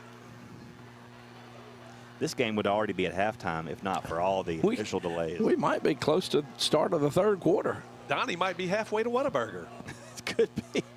That jalapeno cheeseburger on his mind. Oh. What? It is yes, good. Sir. Have you had it? You know it goes well with that? The prickly pear. Come on. Oh, my goodness. Raspberry, whatever it is. Yeah. You know, I told you when I asked him, I said, is this sugar-free? And he goes, are you kidding? It's got natural sugar from the prickly pear. Oh, wow. We ate there Tuesday night after the show, and Macy got the jalapeno burger, and she was a big fan. Man, I love it. It's Literal. good. Fire. She loves hot stuff. She's nothing like It that. cannot take y'all this long to discuss a common penalty. Are they even? I mean, some officials have given up. They're just walking away. Just go, you know what? I'm out of here. They're waving the flag they're off. picking it up. Oh, dingy flag waved off. You know, and that doesn't earn us any points with the referees, by the way. No. Whatever. Tell you what, man. That's so funny. You know, his brother-in-law and sister are here. I've seen them tonight. The chains are still signaling 1st and 10 at the 44. All right, now we're moving it. But it shouldn't this be third? Yeah, third down. It should be third down, right? It's what they think in the press box over there. 2nd and 3. Barnes gets the carry to the outside, and he's going to pick up his first down to the 33-yard line. Initial hit by the Lions, number 3, DJ Walton. DJ and finished him off. That's right, Darrell Washington and Eric E.T. Towns over there. Clock on the move, 2:47 until halftime. Lions up 15-6, but Stanhope in Prattville territory, 1st and 10 at the Prattville 34-yard line. I really like our new play clocks, too. They are nice with the game clock on it. Foshee pitches it out to Barnes. Barnes trying to cut to the outside. Gets a little seam, but not much. He's going to pick up about 2 yards to the 31-yard line before he's finally cut down. T.J. Hall, senior linebacker. T.J. Hall on the stop. That was a forward pass. He did not pitch that thing backwards. So it's a completion. Mm-hmm. Foshee again to throw, looking downfield. He's got a man down there, and it is incomplete. Stride for stride was Braden Graham. Was that Braden Graham or was that Christian Lawson? I believe that is Braden Graham. I believe you are correct. My view is obstructed by a television. I didn't see it. Well, you're lucky, though. It was obstructed by a television and a curtain. Correct. We got rid of the curtain. Yeah, we did. We did figure that one Hey, I'm out. not complaining about the TV. I got a good view of the Auburn game. Yeah. You have to look. You have to move your head to see the whole screen where you're sitting. Yeah, you're Hey, up there on it it a is. little close. I hope next week we got a replay going on over here. That Yeah. would be cool. 3rd down and 7 for the Mustangs now from our 31-yard line. Foshee in a lot of trouble, and he is going down at the 28-yard line. Callahan Minor finally hawks him down. What, he got about 2 yards, 3 yards maybe? Callahan Minor, 6'2", 190-pound senior, rangy defensive end. And a great, great football player. Ever since 3rd grade, that kid's been able to play football. Did you done it say well. 290? 190. Okay. 6'2", Fixing to say. 190. 6'2", 190. Maybe 290 pounds on Venus. Okay. Because the gravity's heavier. That there. much more force. Yeah. Okay. I don't know if you knew that, but you would burn up anyway. So unless you're in some kind of asbestos suit, you would never be able to weigh yourself on Venus. When Callahan was with us, we put him at defensive end and gave him 0 responsibilities. Just go get the ball. Callahan, just go. He did. Just go. And we, well, we got a timeout. Mustangs have called a timeout, and we'll take a 1-minute break. 1:13 to play in the opening half. 15-6 your score. Prattville on top. We'll be back in 1 minute. You're listening to Prattville Lions football. On top. We'll be back in 1 minute. You're listening to Prattville Lions football. Hey, it's Bud here at Prattville Farm Center. If you're like me, Get you back in the action. Baptist Ortho Now. Immediate access to orthopedic care. For well over 50 years, the River region has depended on Arrow Pest Control, which has grown to be one of the largest and most respected pest control science leaders in the area. Pest control is a science that eliminates pests that invade and potentially damage your property. They use only the top-rated pest control products, including the Centricon Termite Colony Elimination System. Arrow Pest Control was built on customer service and satisfaction, and that's still #1 today. Call us, 334-365-4610, and find out about mosquito control. Arrow, your best shot for pest control. At Larry Puckett Chevrolet, we found out years ago it's not all about the bottom line. It's about the personal relationship with our customers. After my husband died, I had to buy a car for the very first time by myself. I just purchased my second vehicle because I know I can trust Larry Puckett, and I know that Bruce Williams will give me the best deal. Foshee rolls out. Foshee fires ball, tipped to the line of scrimmage, and it's incomplete. Number 6, Eric Townsend got a paw on it. Eric Townsend is all over the place tonight. He has been in on a lot of plays. Channeling that inner Eric Benson. That inner Benson that is in each one of us, if you're just willing to let it out. Now, what do you do here with a minute and some change? Do you just take a knee and go into halftime, or if you buy a car, do you try to push it on down the field? Well, if you know Coach Carr, he's not going to be content with that, with 2 timeouts still in his pocket. We got Brown and Hall over there side by side. I know who I'm going to in this situation. Williams from the shotgun, looks downfield, throws it up short, and this ball is caught incomplete at the line of scrimmage. All right. It wasn't going to go anywhere anyway. That play was destined for failure. Second and 10. I think we were setting that up. Faking there. Now we're going to pump the tunnel screen to Hall. And Donovan on the go. Old Donnie Brasco, here he comes. Second and 10, Lions with the ball. 1:03 to play in the half. Nope. They lead at 15-6. Now we're going in our tight package. Tristan Brown toss. Williams, play action. Now looking downfield. Steps up. out of pressure. Still looking downfield. Still looking, now firing it deep. He's got a man down there. It's Braden Graham makes the catch at the Stanhope 35-yard line. Pulled down from his shirt collar at the 35. And it's a 1st and 10 for the Lions at the Stanhope 35-yard line. Braden Graham. Man, big play. JJ just did what it takes. Yep. Just keep on his feet. Just avoid kept the moving, kept moving. Keep the play alive. Got it downfield. 1st and 10 they go with 49 seconds to play. Still 2 timeouts to play with. Clock stopped momentarily with 47 seconds as they reset the chains. The clock is moving. The clock is now moving, and the chains are not set. Now they're set. Williams, shotgun, looks downfield, fires it. Caught again by Donovan Brown, this time in traffic at the 22-yard line. It's enough for a first down. We got timeout. Coach Carr calls a timeout wisely with 28 seconds to play. Lions down to the 22-yard line. 1st and 10 they go. Golden opportunity here to put points on the board before the half. Yes, sir. And you want 6. We don't want to settle for 3. No, 3's been a challenge. We need 6. That's been. 3's been a challenge, but let him kick it if you have to and get his confidence back. Good call. But you know, with my poor vision, especially compared to Will Barrett's, all of his field goals have looked good to every me. one of them were good. Of course, I can't see Cobbs Ford Road from here. The one he missed hit the net. Yeah, right. I mean, what else do you want? Wide are those poles back there? I don't know. No kidding. You know, stadium remodel, are those goalpost regulation? I'm just asking. It begs the question. Begs the question. See if Will Reeder's got a measuring tape. He can go check on that for us. Speaking of remodels, if you're doing some remodeling, like some landscaping around your house, you know where you need to go to get your stuff? Where? Prattville Farm Center. Come on. That's where you need to go. Bud Bounds and Lindsey Bounds sell all kind of stuff there, from dog food to drainage pipes. You can get it all at Prattville Farm Center. We'll talk more about them later. Shop local, shop Bud and Lindsey Bounds, shop Prattville Farm Center. More to come. More to come. I just want to know if they have catfish there. And if they did, what kind it would be. Foreshadowing. Williams to throw. Lobs it up. Incomplete. Whoa, dangerous throw right there. Yeah. That was you don't see many of those. No. That was like an exaggerated pop pass. Well, I think you had like a mesh route, and somebody got held up over there. You know, stay with me. Deshaun Hall was in the area. Was an alley-oop. They thought there was a basketball goal. He was going to dunk it. I don't know. All right, I'm there. I'd be going to 6-5 right about now. 2nd and 10 they go from the stand-up 23-yard line. 23 ticks left in the half.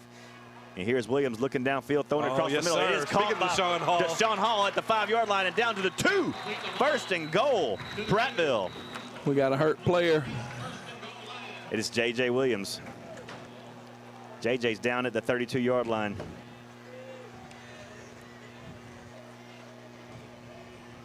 And I quit watching as soon as I know he threw the ball, and I wasn't seeing what happened. He looks like he's in a pretty good amount of pain right there. Anybody watching the quarterback? Oh, boy. Let's break away for 30 seconds while they tend to JJ. We'll take a 30-second break. Hopefully an update when we come back. You're listening to Private Lions Football. Lions Football. Hey, this is Lindsay from Prattville Farm Center. And at Prattville Farm Customer service is not a department. It's an attitude. I'm Larry Puckett, and I want to be your automobile dealer.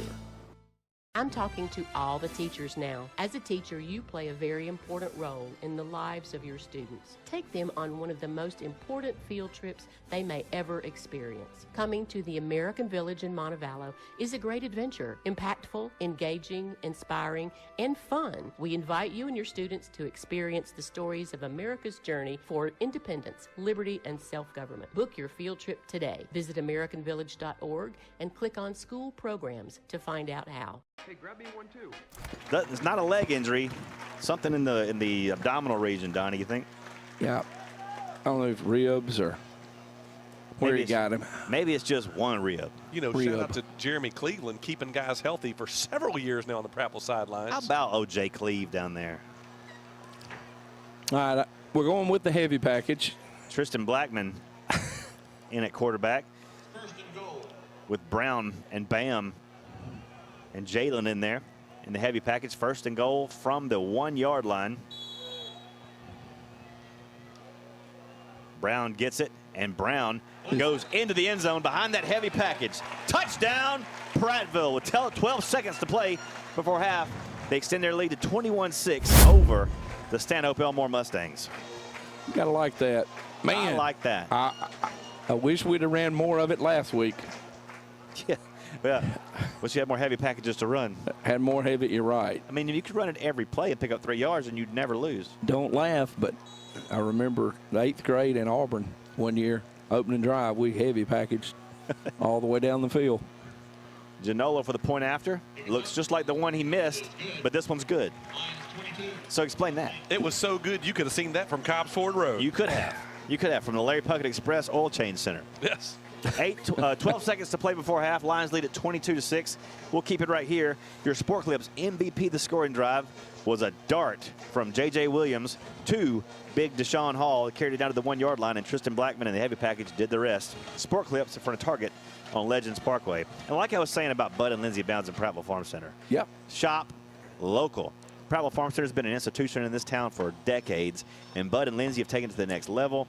I mean, from their advertising to their charitable giving, to everything they do for this community, to all the things they sell at cheaper prices than you're going to get at any of the big box stores. That's right.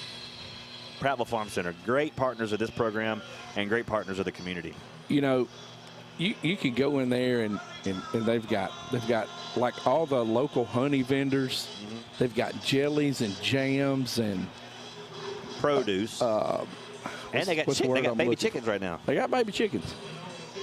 Chow chow and stuff like that. Relishes, squash relish and pea. You know, oh man, I just want to go in there with a spoon and some crackers and go to town. Janola kicks this one away, squibs it along the ground. Big hop. Takes that bounce at the 12-yard line and picked up by Holcomb. Holcomb brings it out. He is taken down to the 28-yard line with 7 seconds to play before half. So Mustangs are going to get a chance to get a playoff, but probably take a knee right here. Who's that, 19? I believe it was Kavion Tyus, I believe. That would be Kavion Tyus.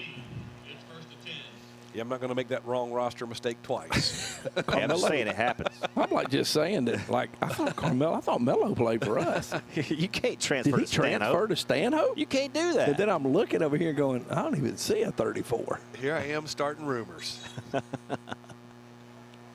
Like, Millbrook, they don't even have a 34. What are you looking at?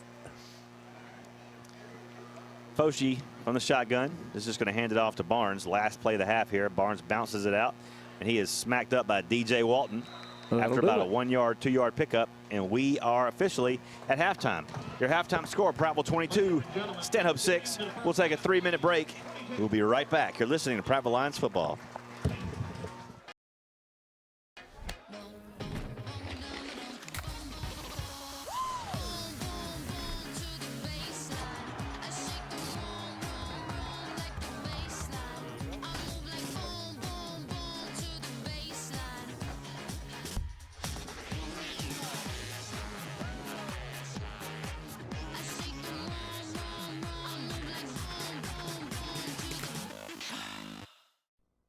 Score big every time you touch down at Prattville Pickers. You will never be penalized when you score incredible savings on your vintage treasure. Explore over 2 gridirons of antiques, home decor, collectibles, and handcrafted items from local makers. The biggest win of the season may be the incredible selection of solid wood furniture from American Oak. Score a bargain on every snap. Find the unfindable on every pass. You'll always treasure a victory on every road trip to Prattville Pickers. 616 Highway 82 West. When you're planning for a day on the court and you wind up in a pickle, plan on Baptist Ortho Now being ready. The region's most comprehensive orthopedic urgent care with no appointment needed. With board-certified specialists diagnosing and treating injuries and expert physical therapists administering everything from sports medicine to everyday recovery treatment, all in one facility. It's how we're going to get you back in the game. Baptist Ortho Now. Immediate access to orthopedic care. Congratulations! You kept a plant alive another day. You deserve a refreshing reward. Introducing new Whataburgers from Whataburger. You finally returned a text. Thumbs up emoji. You hung up a shirt. You changed a light bulb. You walked the dog around the whole block. Attaboy, it's treat time. The new prickly pear raspberry Whataburger from Whataburger. An icicle treat for every small feat. Whataburger. What's behind the CA? A world full of opportunities. Where are you now? Where are you going? Where do you want to be? These are all important in determining your path in life. More importantly, why be ordinary when you can be extraordinary?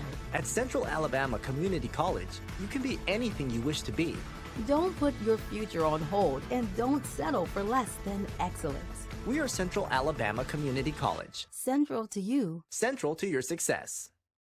Give me some U.S. farm-raised catfish. Give me some U.S. farm-raised catfish. I only use U.S. farm-raised catfish. We've been selling U.S. farm-raised catfish since 1978. You do have a choice for a good, wholesome, safe fish. We know it's a good product. Ask for U.S. farm-raised catfish, only the finest, freshest, tastiest. You can taste the difference. From our farm to your table, your family deserves the best. U.S. farm-raised catfish.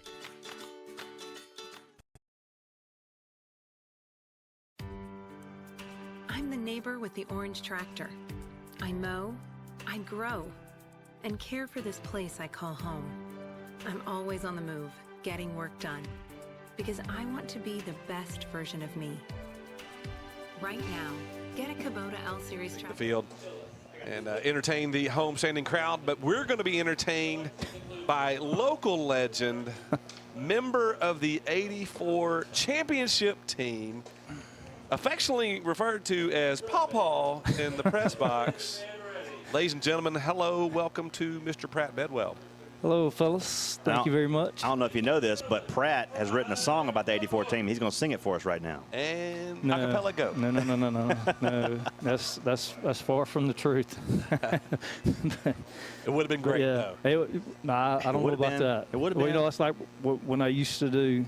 I'd go travel with these guys and do everything. I said, well, I always used to tell them. I said, I had the face for radio and the voice for hee-haw. Yeah. So I'm like, well, that just kind of ended everything. You know, speaking of that, Donnie Burnett made the statement at the pregame show, at the tailgate show, that he had a face for television. I think you got that backwards, Hey, buddy. the guy's never been a microphone he didn't like, so I'm just going to be, you know. But Y'all, he's a good guy. Donnie Burnett is beautiful, and I won't let you talk about him that way. There you go. I understand. I got you. No, I've known Donnie for a long time, man. Longer than he and I both would probably care to go back, but That's we've true. known each other for a long time. Great guy. Now, one of the questions that was asked during that tailgate show earlier, as we interviewed a lot of those '84 championship guys, was a big memory from that team or that season. I mean, what you got on that? Man, it's just so we were standing down there talking. We were just some of the SEC guys that, I mean, like Allen Evans that we played against, James Joseph that we played against. And, you know, we were all like, I mean, they just started naming all these names. And I'm like, man, I'd forgotten about that. Yeah. You know, I mean, it was like unreal. And, you know, Jim Thompson, for an example, you know, played at Enterprise. And we were just like, whoa, you know, we played it all right here. Of course, and it wasn't nothing like this, Right. obviously. But, you know, probably the biggest memory was that I can – I guess recall was I think we played on a Saturday at Legion Field, and you know, you might as well have been playing out in the parking lot on that AstroTurf back in the day. So the biggest thing was when we got off the bus, we went to practice because we'd never played on it, and we all got off and we all go walk through the tunnel. That was back when I guess Birmingham Stallions initially had been there, but anyway, we got there. And we were all just like scared to walk out. We were all just standing in the tunnel, just like looking around, just like mouths open, like in awe. Because, I mean, you know, you'd been there because, you know, Alabama and Auburn played there. Yeah. You know, It's a all stage that. you had dreamed of being on. You know, you would like, you've been there, you've watched college football, whatever. And, you know, here you are playing. You're like, holy smokes, you know, it's like, wow, where we at? We practiced and we got back on the bus and we came back home. I mean, it was that simple. Well, that's probably the biggest thing that I remember. I mean, plus, you know, coming back to Prattville, I mean, the Mike Kendrick, a teammate, you know, he was posting it on Facebook all week leading up to the night. And I mean, I was reading all this stuff, and I kept finding myself going back and reading. I was like getting chill bumps. I was sitting there going, oh, my gosh. Great memories. You know, and you know, my wife accuses me sometimes that I may be starting the early stages of dementia. And I'm like, this is one memory I hope I don't lose. So, you know, and it's great. And it's great seeing these guys. So, yeah. You Well, know. and that leads to my next question. I mean, how special is it? You know, I see you guys down the corner before they brought you out to recognize you. Everybody, I mean, you had the dinner before, just catching up, sharing memories. Yes. Guys living all over the region, all over the country. It's like we picked up like we were 18 again. Yeah. You know, well, we don't move like we were 18, but you know, we act like we were 18. You know, just like we just pick up old stories and pick up and we'll go on. You know, just like we'd never, you know, it hadn't been 40 years ago. Right. So, and that's great. I mean, because you know, a lot of us we were talking and just we had been. There were so many of us that started at Prattville Primary. and wound up going through Prattville High School and didn't have a lot of people like moving in. You know what I'm saying? So we'd known each other for what 13 years or whatever. Yeah. So it's just great to see these guys. And we've lost a few teammates over time, and that's that kind of hits 40 you. years, yeah. That kind of hits you in the heart too. So. Yeah, it's great seeing these guys. Well, speaking of loss, a great statement I heard earlier, speaking of Kevin Turner, right? Kind of one of the big deals on that team. But somebody made the statement talking about said he let you guys live some of the things he got to do through him. Oh, man. We would see back when I guess he had started the YMCA golf tournament. They started at Prattville Country Club. And he would come and he would, when he was, I guess, off or however you would say it. And, you didn't want to talk necessarily football because, I mean, that's what his job was, But you had to ask, like, hey, man, what's it like? And he would just, he was humble. He would just tell you, just flat out like it is. And just like, man, you're like, wow. I'm like, I'm glad I didn't make it. But, but I mean, seriously, I mean, just Kevin just, man, it like I said, it's one of those things that just hits you in the heart, Yeah. So, and I don't know, what was it, a few years back, we had it, and I guess it was the last time he was, he was here. They retired his jersey number, if I'm not mistaken. I believe so, and then they officially named the field. Yeah, and then, so, it's all in all, man, this is great. This is just an awesome experience. I mean, my hat's off to, Coach Warren, the Prattville High School athletic department, the staff, whomever, and who all put it together. I mean, thank you. Went into that. I mean, a bunch of things. I mean, they just like rolled out the red carpet. You're just grateful for, and I mean, that's just the kind of community that Prattville is. Right. That's the way it goes. So. No, you mentioned Kevin Turner. There were a couple of Turners on that team in '84 that I think were pretty. They were pretty dang good. Yes, absolutely. I think one of them's on with us right now. I believe the signal caller of that '84 championship team, Chris Turner, with us right now. Chris, thanks for spending some time with us. First of all, we love you. Our prayers are with you, and man, we appreciate that. Community's behind you. Thank you, brother. Thank you, brother. Now you've been a fan of Prattville football. Much longer than you've been a player for Prattville football. I grew up right down the street in New Moon subdivision. So wow. I walked down here. You could throw a rock and hit Stanley Jensen. 8 years old. I was telling somebody earlier, I got arrested in this stadium when I was 10 because they had locked the gates, and we come down here on Sunday, a bunch of us, and played football. So they took us down to the station and called our parents. So I've been in this stadium a long time. Talk about legally handled. Yeah. Talk about the emotions that come back to you when you step back out on this field, knowing that you brought Prattville their first ever state championship. It's on the wall there forever. 1984, first time ever, and you were the quarterback that made it happen. And you step back on the field tonight to be honored for it. What's that like? It's surreal. These guys, like Pratt said, it takes you back to when you were younger. And I told somebody earlier, I said, we had been growing up together. I mean, Eddie Brown was in my first grade class. And so since we were just, little tykes, we were Prattville. Mm-hmm. And so I remember 10th grade, the line would do nothing but hit the sled. Coach Butler would drive them. If the sled wasn't straight, you know how you got. Oh, yeah. And so absolutely. By the time we got to be seniors, it was like a one honed unit. And so all I had to do was direct. It was a team effort. If I've ever been part of any team that was that cohesive, that's the only one I can remember. So it was a wonderful experience. I told Coach Glasscock earlier, I said, when you showed that video of all the players on the field after the game, the championship game, you didn't see me.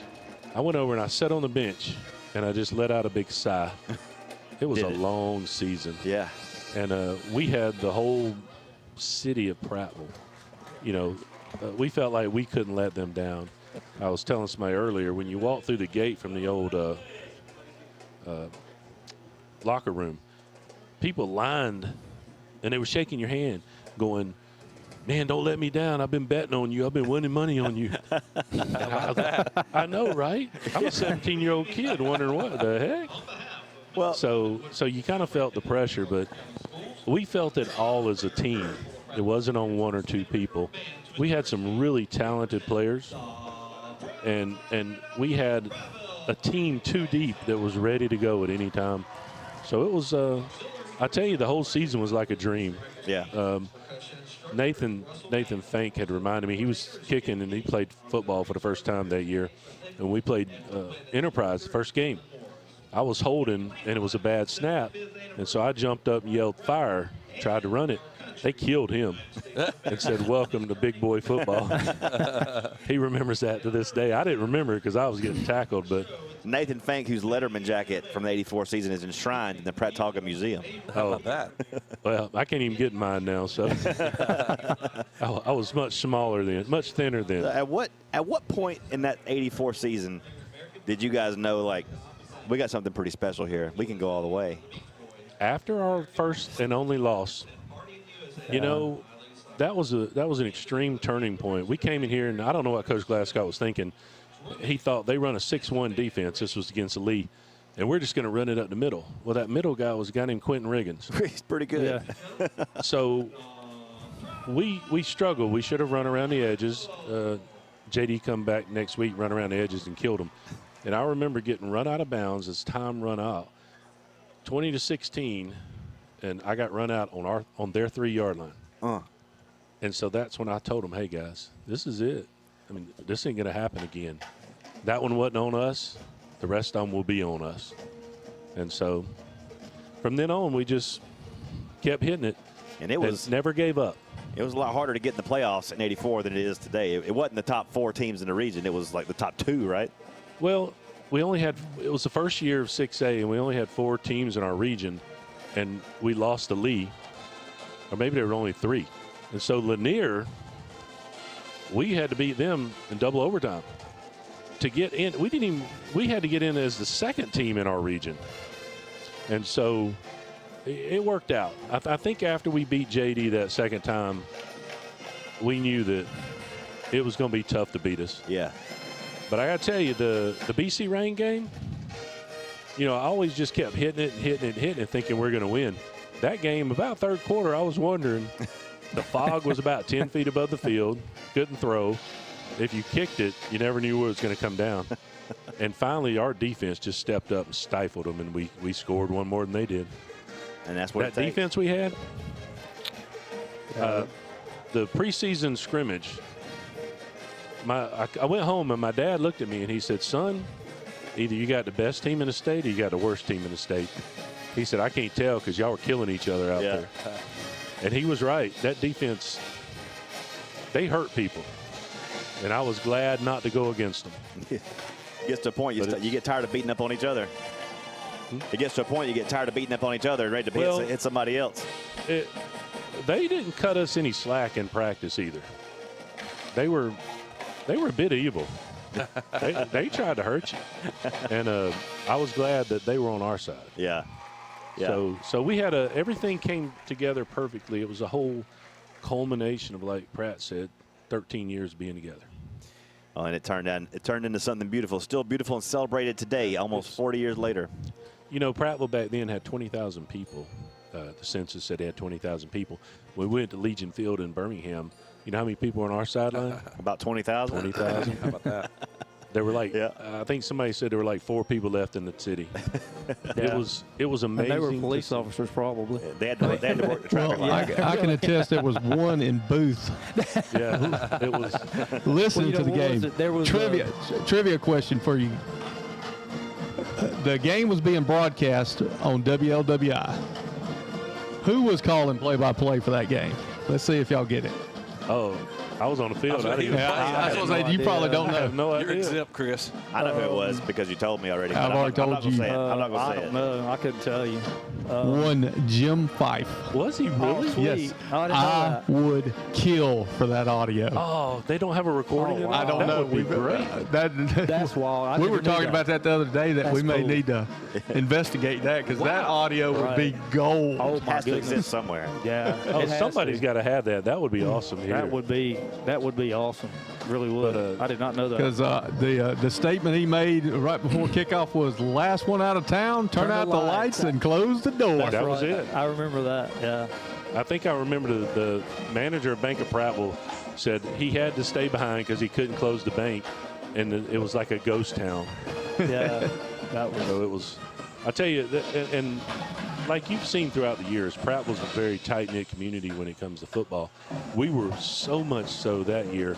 This little stadium couldn't hold hardly anybody, and we had put up metal bleachers around the end. We got like 10,000 people in here for a playoff game in that old little stadium. Wow. That was when both sides were the block concrete.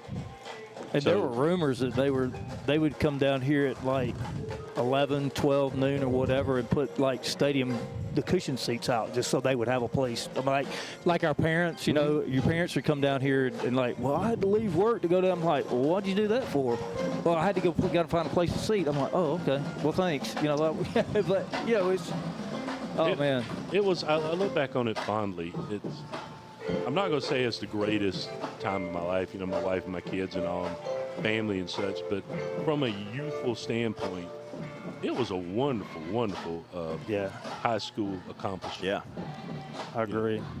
And it was, I tell you, even this day, it just brings a smile to my face, all the teammates and such. It lives them forever. tonight. Seeing all these guys tonight, it was awesome. And like Pratt said, thank you, Prattville, for putting that together, hosting us, feeding us, letting us just say hi to each other. It's been a while. The 84 team set the standard here in Prattville for what can be and what would be. 4 championships since then, but none like that 84. So The guys, first one was nice. Chris and Pratt, thank y'all for spending time with us. Thanks for sharing some memories. I greatly appreciate it, man. Once again, I can't hats off to everybody that put this together. Greatly appreciate it, man. Greatly appreciate it. Yeah, sure enough. You know, if there's one thing I would love to take back with me, it would be this stadium and the lights. Oh, man. We had Really? the worst lights. It was so dim. Yeah. This is Really? a beautiful stadium. They did a great job on it. They really did. It's awesome. It's awesome. Thank you for having me. All right, thank you guys for spending time with us. Thanks for coming up. We're going to take a 2-minute break, and when we come back, second half action when Prattville Lions football continues right after these words.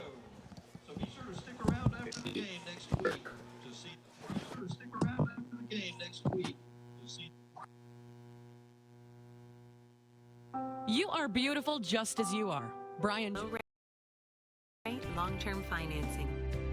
This is why I do it. Kubota. See the Bates family, Jared, Barbara, or Mickey at Clinton Tractor. Hello, everyone. My name is William Jones. I am the Chief Executive Merchant here at Floor & Decor in Montgomery, Alabama. This year, I'm proud to announce we are proud sponsors of the Prattville High School football team. I'm accompanied as well by... My name is Josh Register. I'm the Pro Service Manager for Floor & Decor here in Montgomery. As Will said, we are very proud to sponsor with the Prattville High School Lions this year. We'll be out at every single home game. Make sure to stop by our tent. Go Lions. Go Lions. Think local. Think of all the skill and talent found right here in our community. Hands that build, hands that feed, teach, protect, and hands that heal. Guardian Credit Union reaches out to people just like you. Handling loans for new cars, opening doors to new homes, saying yes to fun and adventure. When you need a strong, steady financial hand, think local. Think Guardian. Hey, this is Chris Mache with the Hugh Magoo's here in Prattville, Alabama. We're excited to be a corporate sponsor with Prattville High School Athletic Team. Hope you guys have a fantastic year, and we're excited to see you come out in the restaurant and come see what we're all about. Hey, I'm Tyson Chrisman with Elite Rehab Solutions here in Prattville. We are proud to be the preferred and trusted therapy partner for the Prattville High School Lions and staff. We look forward to a great season. Go Lions. The folks at Jones Drug are proud to say they're a locally owned and a family-owned pharmacy, and no one cares for you more than your neighbors at Jones Drug.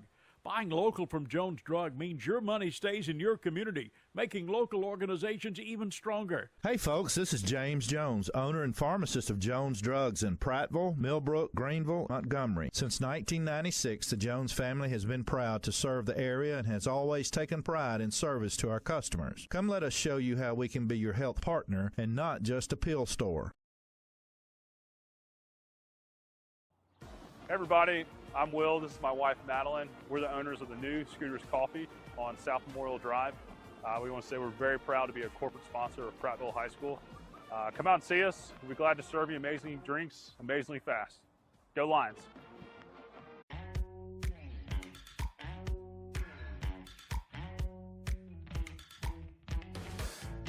Guthrie's is a proud sponsor of Prattville football team.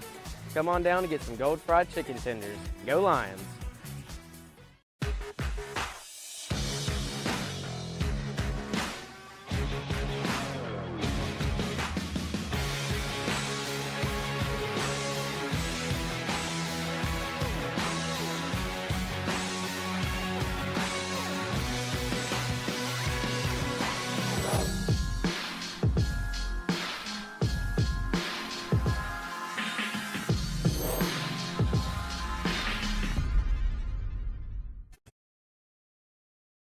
Chip Powell. Stadium. Halftime in the books. Third quarter about to get underway here. That's 22-6, Prattville on top.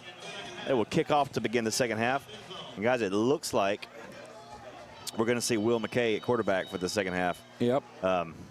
Don't have an injury report on JJ, but doesn't seem like he's going to. He's out there he's dressed out still, but we saw Will McKay taking a lot of snaps on the sideline over there as they came back out on the field. So, well, young Will McKay can spin it with the best of them. Yes, he can. Coming down and watching some of your junior high games when he was your quarterback. Yep. We had done the coaches show watching him throw the ball. You don't see people throw that much in junior high. No. You were probably throwing the ball 25, 30 times a game with that young man. Well, that and the fact that we had 4 receivers and a running back that anytime they touched it, they were a threat to score. Yeah. And, it makes calling plays easy. You just got to get it to one of them and hope it sticks. All right, Paxton Genola set to kick off for the Lions, going from our left to our right as we begin the second half of play. Lions up 22-6 as toe meets leather, and the second half is underway, and this sails into the end zone off the Ira in Prattville.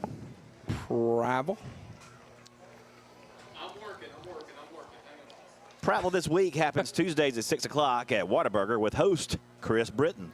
That's where we announce the Buffalo Rock Pepsi Offensive and Defensive Player of the Game. Players will receive a certificate from Buffalo Rock and Dixie Country. After the game, drop by Whataburger for a BOGO. That's right. 2 incredible Whataburgers for the price of 1 on Friday nights after the game. So it's not hard to figure out where you're going to find us after the game. Hello? You will not have a problem finding us. Get some of that BOGO. So, and we got to let, Chris Britton, it's his first trip. That's right. Here on first down for the Mustangs from the 20-yard line. It's a give to Barnes, and Barnes is stretched out along the far side and taken down after about a 1-yard gain. So, yeah, Chris, I don't know if you know this, but the rule is your first trip, you buy. I had a feeling that was going to be the way You knew it worked. that was coming, right? That's why he's been wanting us to go get the BOGO. That's right. That's right. So, and you definitely want to do it when Chip is not here. Because he takes stuff home for the family. He does. He does. Second down and 9 for the Mustangs from the 21-yard line. Empty backfield this time for Foshi. He drops back to pass and throws into the incomplete. Doinked it off his running back and almost into the hands of a waiting safety. But it's going to bring up third down. For the Mustangs, number 1, Damarian Barnes went right through his mitts. Had a little zip on that, I think. It caught him in the throat. Third down and 9 now for the Mustangs. Lions trying to force a 3-and-out to begin the half with a 22-6 advantage. Once again, Foshi from the shotgun. Barnes to his left. He wants to throw, looking downfield, stepping out of pressure. Now he throws, and this ball is incomplete. In and out of the hands. It would have been an easy first down for the Mustangs, but the receiver could not hold on to it. Little pass was a little bit behind him, but I know you work those high-low behind drills all the time, and I don't know if he could have held on to that ball or not, but wasn't Foshi's best throw of the night. Fortunately for us. Donovan Brown hanging out around the 50 to receive this punt from Charlie Jones. Pulls down a high snap and gets the punt away, and we don't harm him. And it's a short punt that takes a Stanhope roll out to the 47-yard line of Stanhope. Give them the 48, where the Lions will take over in Mustang territory to begin their first drive of the third quarter.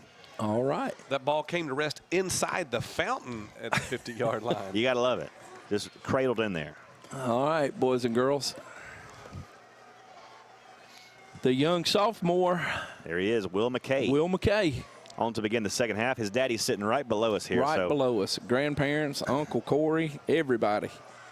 Young man, here's your shot. McKay operates from the shotgun. 2 receivers to either side. Blackman flanks him to the right. He wants to throw on first down. McKay throws it up deep. He's got a man down there. It's Deshaun Hall. And Deshaun pulls it down. Deshaun Hall in the end zone. Touchdown, Prattville. 48 yards. And Will McKay, 1 for 1, 48 yards and a touchdown. How do you do? Welcome to Prattville football. That's a good way to start a varsity career, Will. Beautiful pass from... Oh, man. You got to love it when one of your kids step in there and does something like that. Look at him. He makes the pass, and now he kneels to hold. Bryson Thomas will snap. Bryson Thomas will snap. McKay will hold, and Janola will kick it true through the uprights. There we go. 10:52 to play in the third quarter. The Lions extend their lead 29-6 over the Mustangs. We'll take a 30-second. We'll just keep it right here. We're going to keep it right here. Your Sport Clips MVP of the scoring drive. So it got overshadowed a little bit. Obviously the first career touchdown on the first career pass for Will McKay, but I believe that was the first Prattville Lions touchdown reception for Deshaun Hall, correct? You are correct. That kind of got lost in the shuffle. That young man's quite a talent as well. Yeah, there you go. That's not the last one you'll see from Deshaun Hall, and probably not from Will McKay. No. And let's hope. Did he just threw a dime? Yes, he did. Dropped in it on stride. Dropped it on him. And I think the entire Stanhope Elmore defense said he's not gonna. He just passed the ball over top of us. That man just did that. Busted the top out of that defense. Well, easy to say that is the Sport Clips MVP of the scoring drive. McKay to Hall for 6. I want to hear McKay to Hall 2 more times tonight. In this quarter. Come on. Wow. Wow. That's a proud coach moment. Yeah, it really is. Right? It really is. Wow. Man, I'm so happy for that kid. He's been patient and waited his turn. He has, and he's just give me a shot, Coach. Janola kicks this one away. Into the end zone once again. Oh. Off the A in Prattville this time. Top of the A. Yeah, but he didn't kick it all the way out. Yeah. No. He didn't kick. He didn't reach the Kevin Turner letters. Yeah. Like Colin Rogers used to say there were only 2 that did that. Egan and Colin Rogers. Yep. P. Ryan's just kicked his up over the lights. Yes, he did. They were really high. Prattville's lucky to have a premier jeweler that is locally owned with over 50 top name brands. Bryan Jewelers specializes in custom jewelry design. Shop where we shop. Bryan Jewelers at 1778 East Main Street in Prattville. Love those guys. They'll fix your stuff too, you know. Yeah, they will. Here's Foshi with a give to Barnes. Barnes up the middle at the 20-yard line, and he is stuffed. Bam Parker and company on the stop for the Lions. That Prattville defensive line said, not this time. Nope. You get a little energy from the defense off a big offensive play like that. Oh, yeah. Oh, yeah. All right.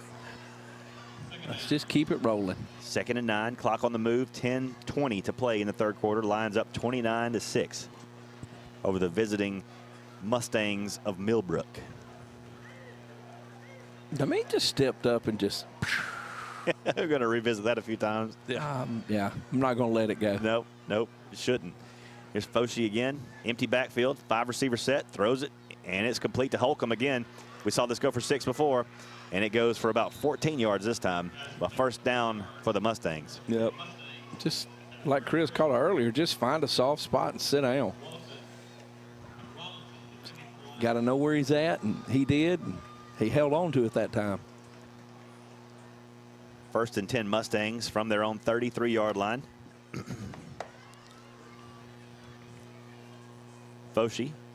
3 receivers on the far side, 1 alone to the near. That's Holcomb. And it's a give to Barnes up the middle. Barnes finding a little bit of room, and he's loose across the 40, 45, 50, and out of bounds on the Prattville boundary at the Prattville 45-yard line. Forced out of bounds by the Lions, number 5, Trey Rollinson. Well, that's the first time Barnes has broken loose tonight. Yeah. He's been held in tight pretty much all game except for that one play. See if we can limit it to that. Barnes just a junior. 1st and 10 they go from the Prattville 45. Got a man wants to open. throw, and he's got a man open, and he's down immediately after about a 7-yard completion at the 38. Well, I imagine the slickness of that turf. I think he tried to catch that ball and turn up, and his feet just said, no. You ain't going. No, it is, when that dew gets on it, it can get a little slick. It's a little shiny. 2nd down and 4 for the Mustangs from the Lions 39. Foshee again wants to throw, throws it right down the pipe, completes it at the 33, and a 1st down for Stanhope. Play was defended well by the Lions, number 32, Datavius Caldwell.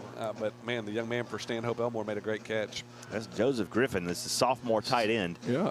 But he caught that one in traffic and kept the chains moving for the Mustangs. You had two players in the same sandbox there. Yep. Clock on the move, 8:38 to play here in the 3rd quarter. Lions up 29-6. 1st and 10, Stanhope from our 34-yard line. Here's Foshee to pass again, looking downfield, now firing in the corner. And this one's pulled down by Holcomb again at the 9-yard line. He is a problem. Nice catch. He is a problem. We got to get him across the interstate. Well, he's a senior. That's irrelevant. Make him move now. Yeah. Remember the kid from Lee did that? Like 4 times. In the same season. He moved here, then he moved to Birmingham. And bona fide, he said. Bona fide every time. Bona fide move. 1st and goal now for the Mustangs at our 8-yard line. First time the Mustangs have found themselves inside the 10 tonight, and this is a give to Barnes, and he is ripped down from behind. Hard. EJ? Rather rudely by EJ. EJ Brown. That was not very nice what he did to him, but we'll accept it. You know, you talk about some of the talent for the Lions. There's some heavily recruited young man, EJ Brown being one of them, to play at the next level. 6'3", 285-pound junior, and you can see why. Right. Yeah, he will more than likely play on Saturday somewhere. 2nd and goal for the Mustangs now at our 7. Clock moving now, 7:50 to play in the 3rd quarter. Lions lead at 29-6. Tight package now. Under center goes Foshee, and this play is blown dead. We're going to have motion. We got cross sides on us, I'm afraid. Looked like somebody in the interior got a little jumpy. Man, that ain't true. I guess it is. It was. I got the Bushnells on them. I was going to say Donnie Burnett had the binoculars. When the Bushnells go up, you can pretty much count on whatever Donnie says is gospel. I just saw who threw the flag and knew that was the only thing he could have called. 2nd and goal, Mustangs from the 3. And the old power eye, man. Look at him. There's the toss. Pitches out to Barnes, and he is stuffed. He is stuffed outside the 5-yard line back at the 6. That's a great play by our defensive end out there. Not real sure which one it was. A bunch of them. Even with the Bushnells, you can't tell? Well, I took them down to watch the play. All right, 3rd and goal now. Just inside the 6-yard line for the Mustangs. Okay. Little jock jams going on next door. Yeah, a little 1993 action there. I mean, I know a DJ. Come on. There he's over there. Here's Foshee. On the give to Barnes, and he is stuffed in the backfield again. Another 2-yard loss back to the 7-yard line. That was straight up E.J. Brown there. Yeah. And it's 4th and goal. That's 2 plays in a row. The Prattville defensive line just broke a play down. Yes. E.J. has got to come out. He lost his helmet. So Callahan's going back. So do you have 290 beast, or do you have, 190? 6'6", 190. What do you want? Which one you want out there? 190. All right, 4th and goal now for the Mustangs at the 8. And they're going to go for this. Got to. Yep. 6:20 remaining in the third quarter. Lions up 29-6, and the Mustangs are going to go for it here on 4th and goal from the 8. Foshi right up under center. Pistol set. He's going to want to pass it. He's in some trouble. He's going to try to run for the pylon, and he's going to get there. Yep. Good play Touchdown, fake. Stanhope. Good play fake right there by the Mustangs. You had a couple of Lions out there in the area. They just couldn't make the play. Bam Parker was one of them back there. They just couldn't catch him. It was a good football play out of Mr. Foshi. Yeah. 29-12. Stanhope cuts into this lead ever so slightly. Well, that's not a problem for us, though, because we got one play offense now. That's right. I was already thinking Will McKay over the top, 2 for 2. Take the top off one more time. Twice.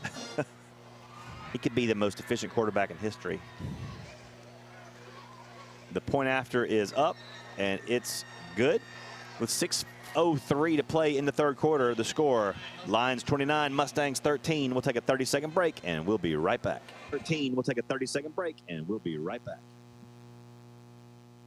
At Spiller Furniture and Mattress. And right now, sofas start at just $4.99. Perfect for family nights after a long school day. We'll do the ID after this also. I was about to say the same thing. Only $15.59. And we have 5-piece dinette. Okay. Took the words out of my mouth, Randy. So, whether you're settling into a new semester or you need... Good. That means with the great minds think alike. That's right. I'm having to play another spot. This one went silent on me. No worries. We're on your cue.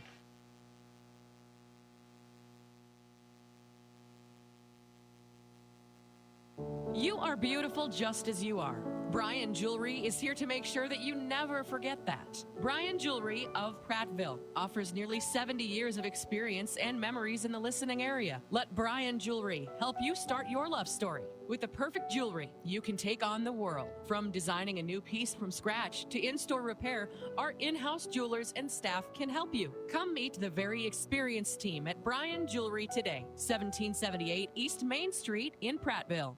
WDXX Selma Prattville, home of Larry Puckett Chevrolet, where the customers do the talking. Dixie Country. 6:03 remaining in the third quarter. Your score, Prattville 29, Stanhope 13 here at Stanley Jensen Stadium.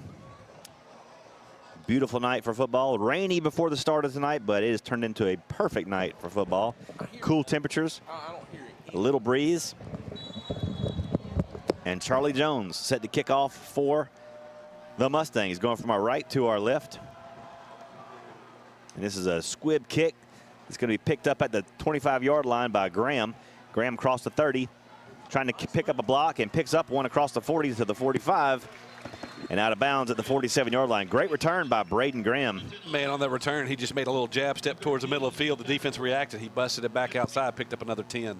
Like the way he plays, man. He is smooth out there. All right, Will McKay emerges back onto the field as the signal caller. And why not? You know, he's got more passes on the sideline than he does in the game so far. He'll line up 3 receivers to the far side. He and Blackman in the backfield. And here is a give to Tristan, and Tristan finds a little bit of room across the 50 to the 49.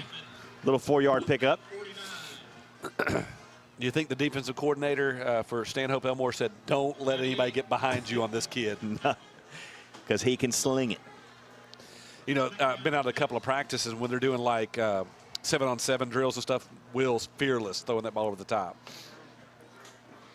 Let's see if he goes at it again here. 2nd and 6 from the Mustang 49. Go the Lions.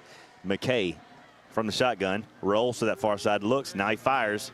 This one's complete to Hall again at the 25-yard line, but there is a flag down. On the play, but I like that McKay to Hall connection. An illegal shift is going to negate this, but you see the beginnings of what could be a devastating combination. Pickup on the play would have been about 25 yards. Another great connection. Are you back? I'm back now. Better than ever. You know, halftime on the television next to me, Auburn Tigers leading. Former Lion, middle linebacker for just a few years ago, Jake Gordon, or Luke Gordon rather, Yep. and his family, Dudley, they're out there in Baylor, in Waco, watching the ball game. Well, we love the Gordon family, man. They're good people. Yep. Except that Dudley Gordon. Right. That rascal. Kidding. Love that man. 2nd and 11. Oh, the inside counter. give. Oh, he's going to break one. He's got room across the 40 down to the 30-yard line, does Tristan Blackman. Yeah, misdirection there. They had him dug in. Yeah, Will going left. Tristan came underneath, a little handoff right in front. Stanhope Elmore's defense didn't have an answer until they got about 20 yards down the field. 1st and 10 now for the Lions at the 33 of Stanhope. He's eyeing that middle receiver over there. McKay gives it up to Tyus, and Tyus got a little room across the 25, down to the 15-yard line, number 19, Kavion Tyus.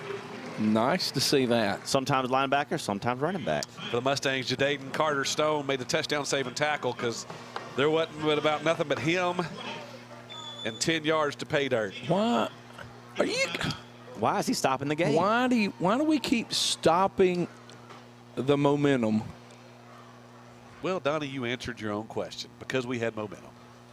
Uncle Mo. We can't let him make it. They can't unless he's hurt. If he's hurt, you got to fall down. Well, he's either limping or dancing off. I can't tell. I think that's the stanky leg he's doing. Do the stanky leg. 1st and 10 for the Lions at the Mustang 15-yard line. McKay with 3 receivers in the set. Gives it off to Tyus again. Tyus to the 5. Just keeps his making people feet. miss. Man, 1st and goal Lions at the 5-yard line, courtesy of Kavion Tyus. Wow. I like the way he runs now. He runs hard. He's knifey running. Yes, he is. Shifty. 1st and goal Lions from the 5. McKay from the shotgun with Tyus. And here's the give to Tyus again, and he's hit the line of scrimmage, falls ahead to the 3-yard line, still driving his feet. They're grabbing at that ball. They're not going to get it. He's down to the 3-yard line. Yeah. Follow your blockers. Okay, now, you know what I'm thinking if I'm Will McKay? I'm finna pull this thing. I'm fixing to score. Fixing to walk it in? I'm finna get one in the air and one on the ground. He'd be making a jockey for player of the game if he does that. Yeah, we can't even talk like that. Young sophomore. Talk no nonsense. We've only done that once. 2nd and goal from the 3. McKay gives it up again. Tyus on the carry, and he carries it down to the 1-yard line. Do you think he saw that and he said, I should have pulled it and threw it to Donovan? I think so. Coach Carr saw it too, and he was not pleased. As the heavy package comes in. I believe we got a Wildcat coming up. Yep, you're going to see Tristan Blackman in the shotgun as the big boys come in. No, we can get a 1st down here. Heavy package right. Or no, we can't. No, we cannot. We're 3rd and goal. I'm sorry. 3rd and goal at just inside the 2. And here's Blackman again on the carry. And he carries into the end zone. Touchdown, Prattville. Tristan Blackman 2 yards out behind the heavy package, and the Lions are now scoring at will. With that big extra beef in there, Tristan was about 3 yards deep in the end zone before Stanhope Elmore touched him. Yep. That was what they call not a BOGO, but a throw-go. There's 3 for the price of 1 in there. There it is. Can we talk to somebody in marketing at Whataburger about that? Thomas on to snap. McKay kneels down to hold. Janola for the point after. And this one is true with 3:17 to play in the 3rd quarter. Lions leading 36-13 over the Mustangs. We'll take no breaks. We'll stay right here. We're going to keep talking. No break. No break. While we got a chance, I'll tell you about Aero Pest Control. Don't let mosquitoes ruin your outdoor fun. Let Aero Pest Control get rid of mosquitoes on your property. Call Aero Pest Control at 365-4610 and ask about mosquito control. For over 50 years, the best shot at pest control is Aero Pest Control. And they have treated our yard since 2007. And let me tell you, we don't have pest problems. Come on. Except the neighbors occasionally, but well, that yeah, count. but you can't spray them with anything. Right, you go to jail. Yeah, you get in trouble for that. Plus, they're good people, and I don't want to spray them down. So I have to do this. I've got to give a shout out to Lacey Slay and her Tartan football team that beat Army tonight. The Tarletons beat Army? Tartan beat Army. They're like a purple team and somewhere in Texas. They're like an FCS, right? They may be like 7A in Texas. I'm not sure. Genola kicks this one away. Touchback. First and 10 Mustangs from the 20.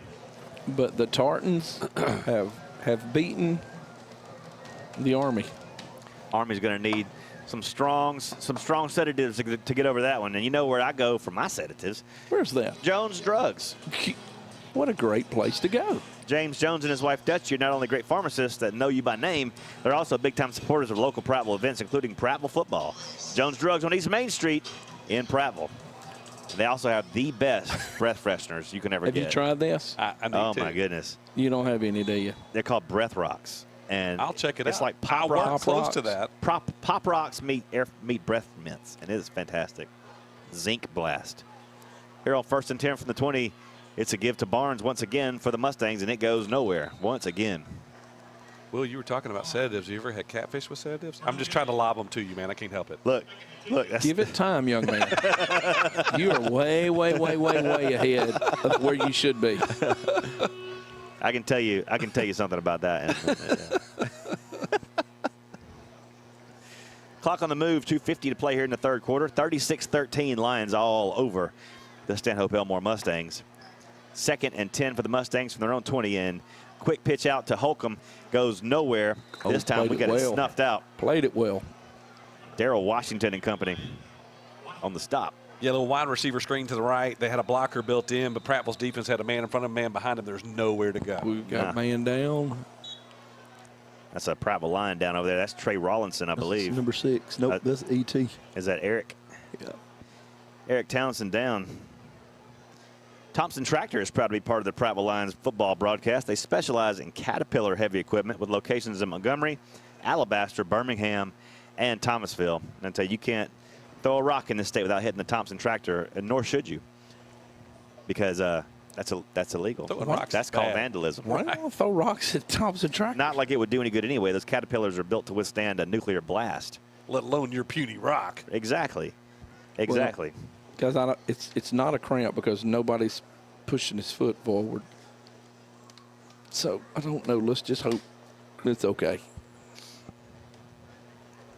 You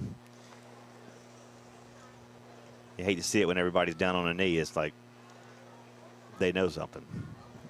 Yeah. Eric Townsend's been having a fantastic season so far. All right. Just hope that it's able to continue. I think a little tweaked ankle. Let's think that's all it is. He's going to jog off the field, which is a good sign. Yep. I think we might see him again later on. Yeah.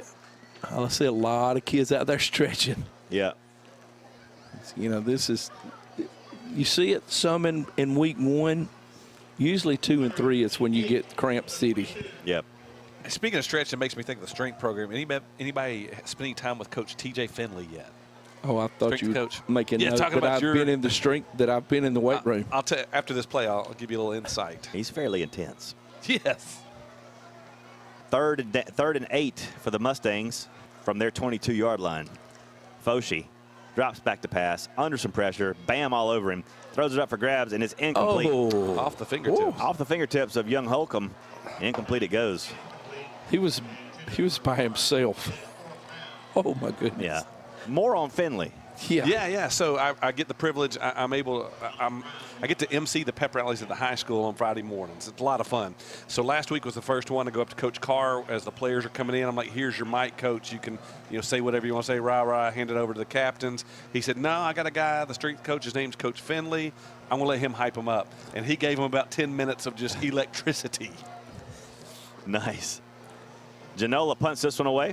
No, that's not Genola. That's Jones. Yeah, see if they were paying Donovan attention. Brown receives it at the 50-yard line and brings it out to the Stanhope 48-yard line, where they'll take over.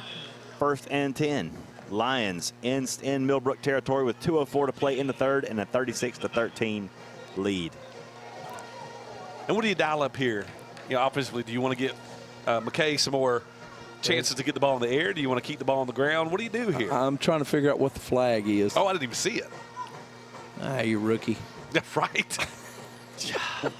Where's Chip Powell when you need him? Sure. Yeah. Do it, Will.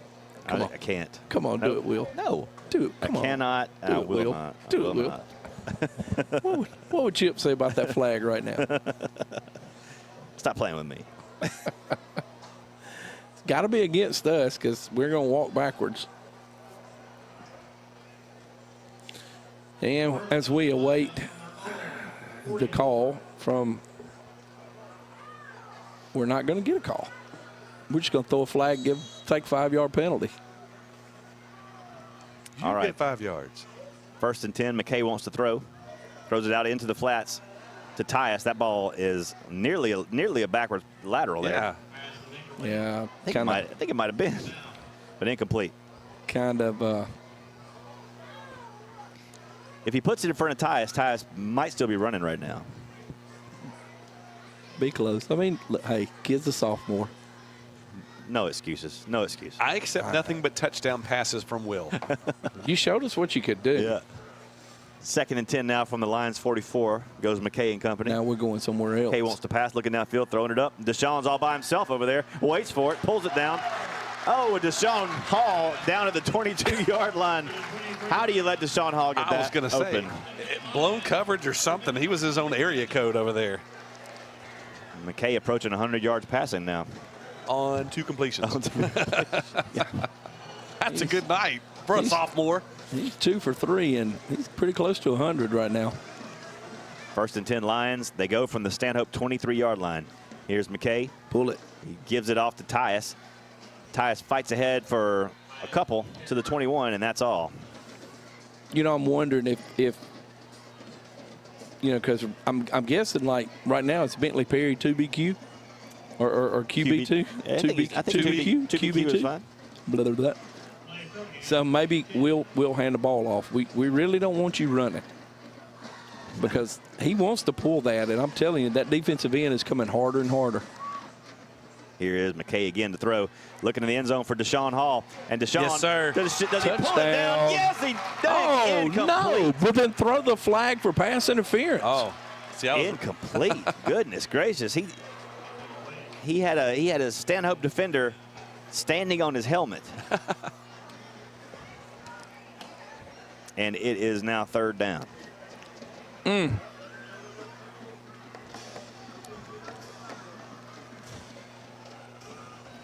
3rd and 10 now for the Lions.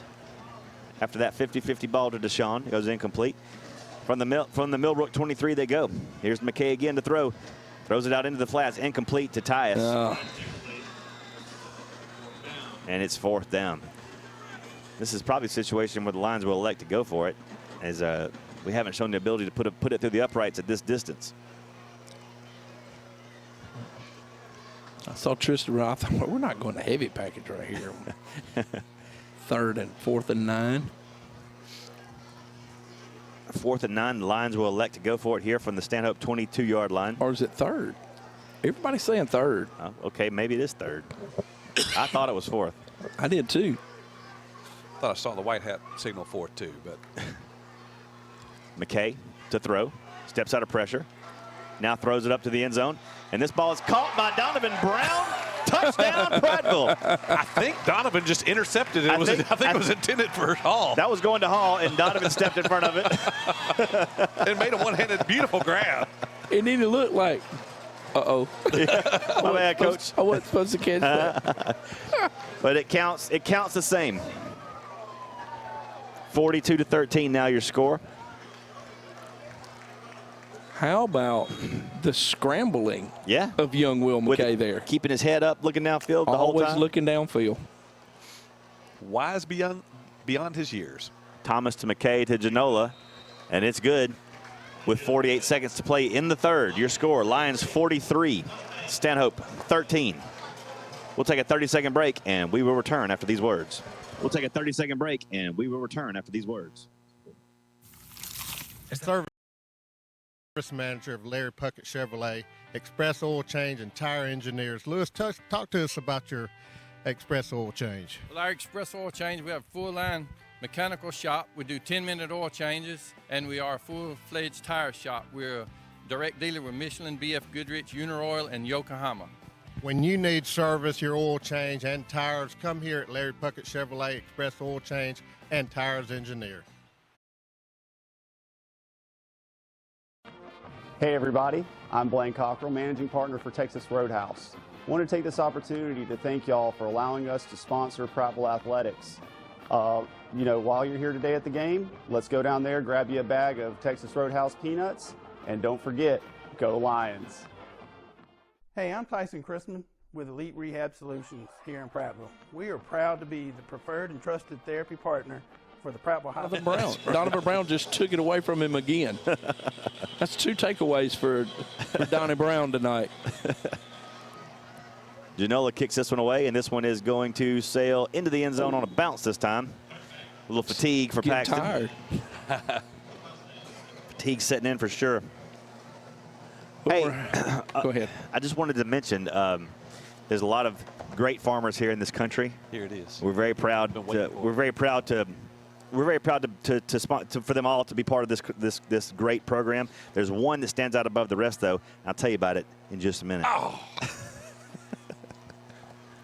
They call that a teaser. A tease. We're not quite there yet. Well played, sir. Well played. A little more time. We have a game of chess going on, and Will's winning. Here's Foshi on the counter to give to Barnes, and he is being smacked in the backfield. Take it down for about a 4-yard loss. As that Tay, it sure was. 32. Tay Caldwell, that's right. 32. The 5'10", 220-pound junior linebacker. And it's a 4-yard loss. 2nd and 14 now for the Mustangs back at their own 16-yard line as we roll under 20 seconds to play in the third quarter. Now quit trying to look at the clock when it gets down low. I can see it right there on the play clock. Right? It's very convenient. They're not going to run another play. No, they're not. They're not going to run another play. Nope. The third quarter is history, folks. And Prattville has exploded in the third quarter. Your score after end of 3. 43 for the Lions, 13 for the Mustangs. We'll take a 1-minute break, and we'll be right back. We'll take a 1-minute break. Right back. Hi, I'm Jimbo Hall from Marion Junction. Look forward to a great season. Go Lions.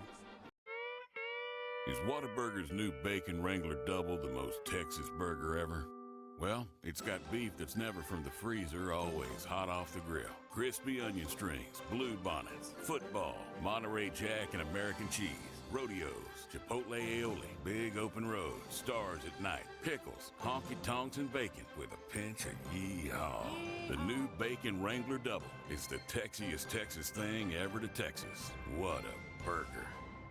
When you're ready for victory, but a sports injury has you sidelined, plan on Baptist Ortho Now being ready. The region's most comprehensive. Thompson Tractor has CAT-certified trained technicians to do preventative maintenance or a total rebuild. Locations in Montgomery, Thomasville, Tuscaloosa, Alabaster, and in Birmingham. Just go to thompsontractor.com or follow on Facebook.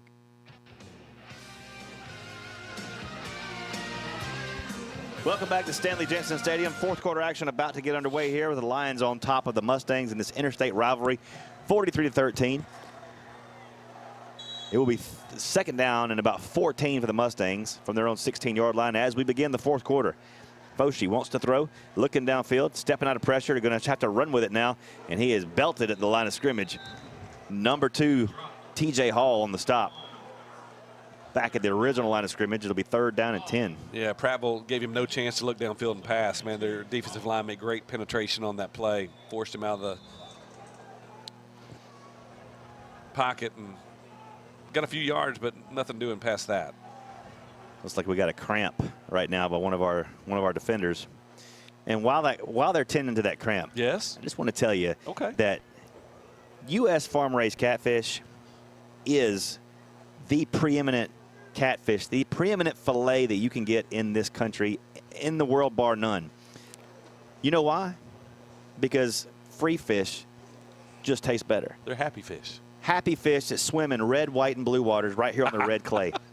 Because freedom just tastes better. It just tastes better. You know what it tastes better than? It tastes better than that skanky Caspian Sea, commie-radiated water that those five-eyed catfish swim around in. So when you go to a restaurant, you better ask them, is this U.S. farm-raised catfish? Because if it's not, why don't you get the heck out of here? That's it. Go ahead. I'm sorry. Tuesday night, took my wife out for her birthday, which, by the way, happy birthday, honey. I love you. She's sweet. She And really we is ate, sweet. and I think I sent y'all a picture. You did. That said, and I asked, is this U.S. farm-raised catfish? Here on 3rd and 9, Foshi wants to throw, incomplete. Nobody there. Miscommunication He tried between to him throw, and the receiver. He tried to throw it to Darrell Washington, and Darrell Washington Said, did not I'm want not it. catching it. No. I mean, that could have been intentional grounding. Well, they won't throw that flag until the next play starts. I've watched it. I know how it goes. So the Epicure, and we know that Uncle Mick's. Yep. Are U.S. farm-raised catfish. And Jim and Nick's uses U.S. farm-raised catfish as well. Well, I haven't had the catfish in Jim and Nick's. They do have it there. All right, Eric But must I don't think King Buffet has U.S. farm-raised catfish. Because this punt gets away, and it might have been tipped as well, but it's going to take a nice Stanhope roll out to the Stanhope 42-yard line. And Prattville will take over with 42 yards to pay dirt, and Will McKay continues his job as quarterback. You know, with the Lions, we've been playing downhill all night, man. We've had great field position. Every possession, it seems. I mean, we've been on our side or the other side of the 50 most of the night. You know, and I told y'all in the break why I love coaching Will McKay. Yeah. And we'll let everybody else know why here in just a few minutes. All right, McKay from the shotgun. Lines it up, hands it off to Tyus. Tyus hard running around the right side, across the 45 to the 42. Why I love coaching Will McKay, because, you know, sometimes their quarterbacks, you have to coach them very gingerly. Yes. Really kind of soft, and we have a heat timeout. Or what? I don't know what we got. Skip just throwing the ball across the field. Wide an arm on he hit Coach Chappell with it. That's not cool. That's not a guy you want to mess with. No, he can't run you down, but if he catches you, you're done. You're in trouble. We just pulled everybody off the field. I'm pretty sure it was a fumble. I think they ripped it out of his hands. Oh. I'll be dang. We're talking about Will McKay, and there was a fumble on the field. I thought with you there was a heat timeout. I didn't see the ball hit the floor. We don't have a heat timeout at 11 minutes. Thank you, Will Weeder. Thank you for that. Super producer Will Reeder on the call. He's watching it on the screen back there. All right, Foshi again to throw, and this time he zips it out to the side to complete at the 50-yard line to number 12, Rosterless Johnson. The old Rosterless got us again. He did. Well, you know that Stanhope Elmore offense has been a bit of a Jekyll and Hyde tonight. There have been possessions where they couldn't put anything together. Then there's been some possessions where we couldn't do anything with them to stop them. Right. They got a couple of personnel packages that have given us trouble, and mainly just a couple of personnel that's given us trouble. Yeah, right. A couple of people. Here's Foshi again. 4 receiver set, wants to throw, looking downfield, stepping out of pressure, but he's not getting out of it all the way. Nope. First hand on him was number 31, Callahan Minor, and Bam Parker. But when you're 6'3" coming off that end, as rangy as Callahan is, if he gets that hand on you, slows you down just enough, then it's Bam Parker's job to finish you off. That's right. He just came over and just chopped the hammer on him. Yes, he did. Callahan's got that motor as well. He's got that minor, right? He's got that motor. Doesn't have any quitting. It does not stop. 3rd down and 4 now for the Mustangs at their own 48-yard line. 10:18 to play in regulation. Foshi wants to throw it. He zips it out again to Holcomb. Holcomb met by Washington immediately at the point of contact. He may have a first down. It's going to depend on the spot. No, he's not. He is shy by about a yard at the 49 of Prattville. And it's 4th and 1. Of course, the Mustangs are going to go for it from here. 4th and 1, they go from the Prattville 49. As we roll under 10 minutes to play in the ball game. Lions leading it 43-13. Mustangs break the huddle with a 4 receiver set. Holcomb alone here on the near side. Barnes in the backfield with Foshi. Foshi keeps this one. He'll get his first down. And that's about all at to the 47-yard line. We strung it out. We just couldn't get upfield quick enough to stop him from getting that first down. And DJ Walton coming from his safety spot. That's something the Lions are going to have to work out because the quarterbacks only get faster from here. Right. You're right. As Chip says, he ran the alley well. Yes. Just not well enough. 1st and 10 Mustangs from the Lions 46. Foshi rolls to the right. Throws it out in flats, incomplete at the 20-yard line. In coverage with DJ Walton. Great coverage right there. Nowhere to go for the receiver, and it's 2nd down.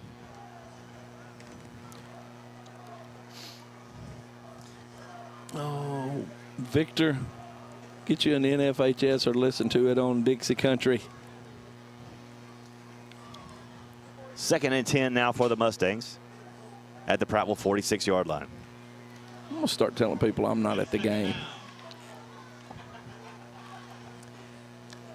Foshi with the shotgun snap, rolls to his right. Oh, he is smashed by the Prattville defensive front, led by number 4, Ryan Walker. Number 2 there was in on that one. That's big TJ. TJ Hall was the first one to hit him, and he ducked. That was for his own health. Yeah.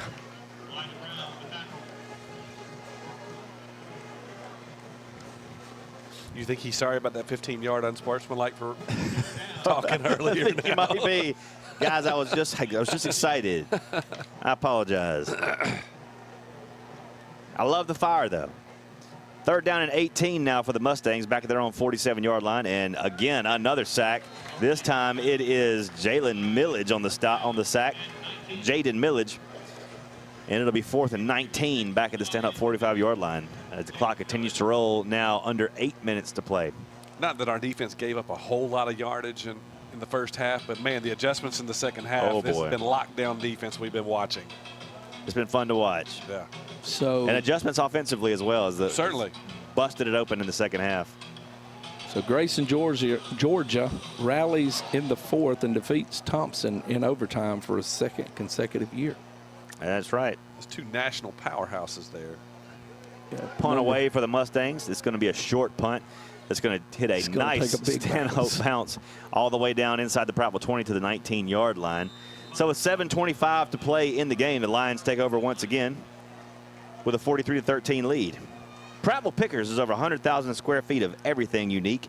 You save a ton when you shop Prattville Pickers, and you can just go in there and find anything you want to, anytime you want to. All the way from Joe Namath's mink coat knockoff to neon signs to gym floor noise wood. To Jim's wood. Let's pause 10 seconds for station identification. Station identification. WDXX Selma Prattville, home of Larry Puckett Chevrolet, where the customers do the talking. Here on 1st down, McKay hands it off to C.J. Brown. You know that guy. I do. I know C.J. Brown. I know Will McKay. And C.J. carries it out to the 27-yard line, a 7-yard pickup for young C.J. Brown. And now we're what are we doing? 2nd and 3, they go from the 27. McKay and Brown in the backfield now. Come on, Christopher. And C.J. is going to get the call again. He's going to be tackled forward for a 1st down to the 30-yard line. First down. Jordan Scott now checking in the ball game. Yeah, I told I've along with Aiden Bradley. Coached a lot of these kids that are playing, and I told Justin Albert that C.J. Brown had probably the best vision of any kid that I've coached that has come through Prattville. Well, so far he's got 10 yards of rushing. Yeah, but can he see Cobbs Ford Road from here? That's what I want to know. I don't think anybody can but me. McKay again on the give to C.J. He shakes off a tackle, reverses field, and loses his balance, loses his foot. If he keeps his footing, he might have gotten a couple yards out of that. But as it is, he loses about 9. So, Great escape. Going back to the Will McKay story. Every time you bring the story up, we fumble it. All right, well, let's don't fumble. But anyway, proceed with caution. You know, some quarterbacks you could scream at, some you don't. I could scream at Will McKay. I could talk ugly about him, anything I wanted to do, because he couldn't hear me. Because Will takes his hearing aids out, Here he is throwing on first down, play action, looking downfield, not firing. Finds his man Jordan Scott at the 20-yard line, and he's taken down quickly. So we picked up a little, but not as many as we wanted. They had that over-the-top ball covered there. But officials call a timeout. But, you know, you fuss at Will, yelled at him, and by the time he got to the sideline, I was okay, and I wasn't mad at him anymore, and I pat him on the butt and told him, good job, kid. And we're all good. All good.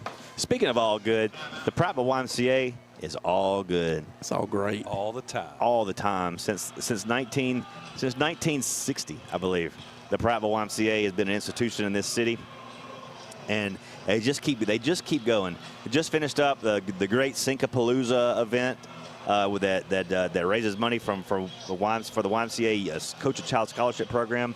Nobody gets turned away at the YMCA for inability to pay for program fees, and that is such a wonderful thing that they offer to this community.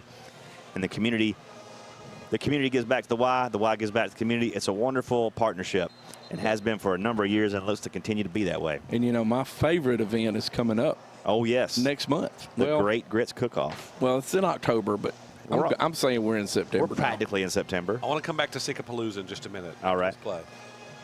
Third down and 18 for the Lions at their own 23-yard line. Here is McKay again from the shotgun.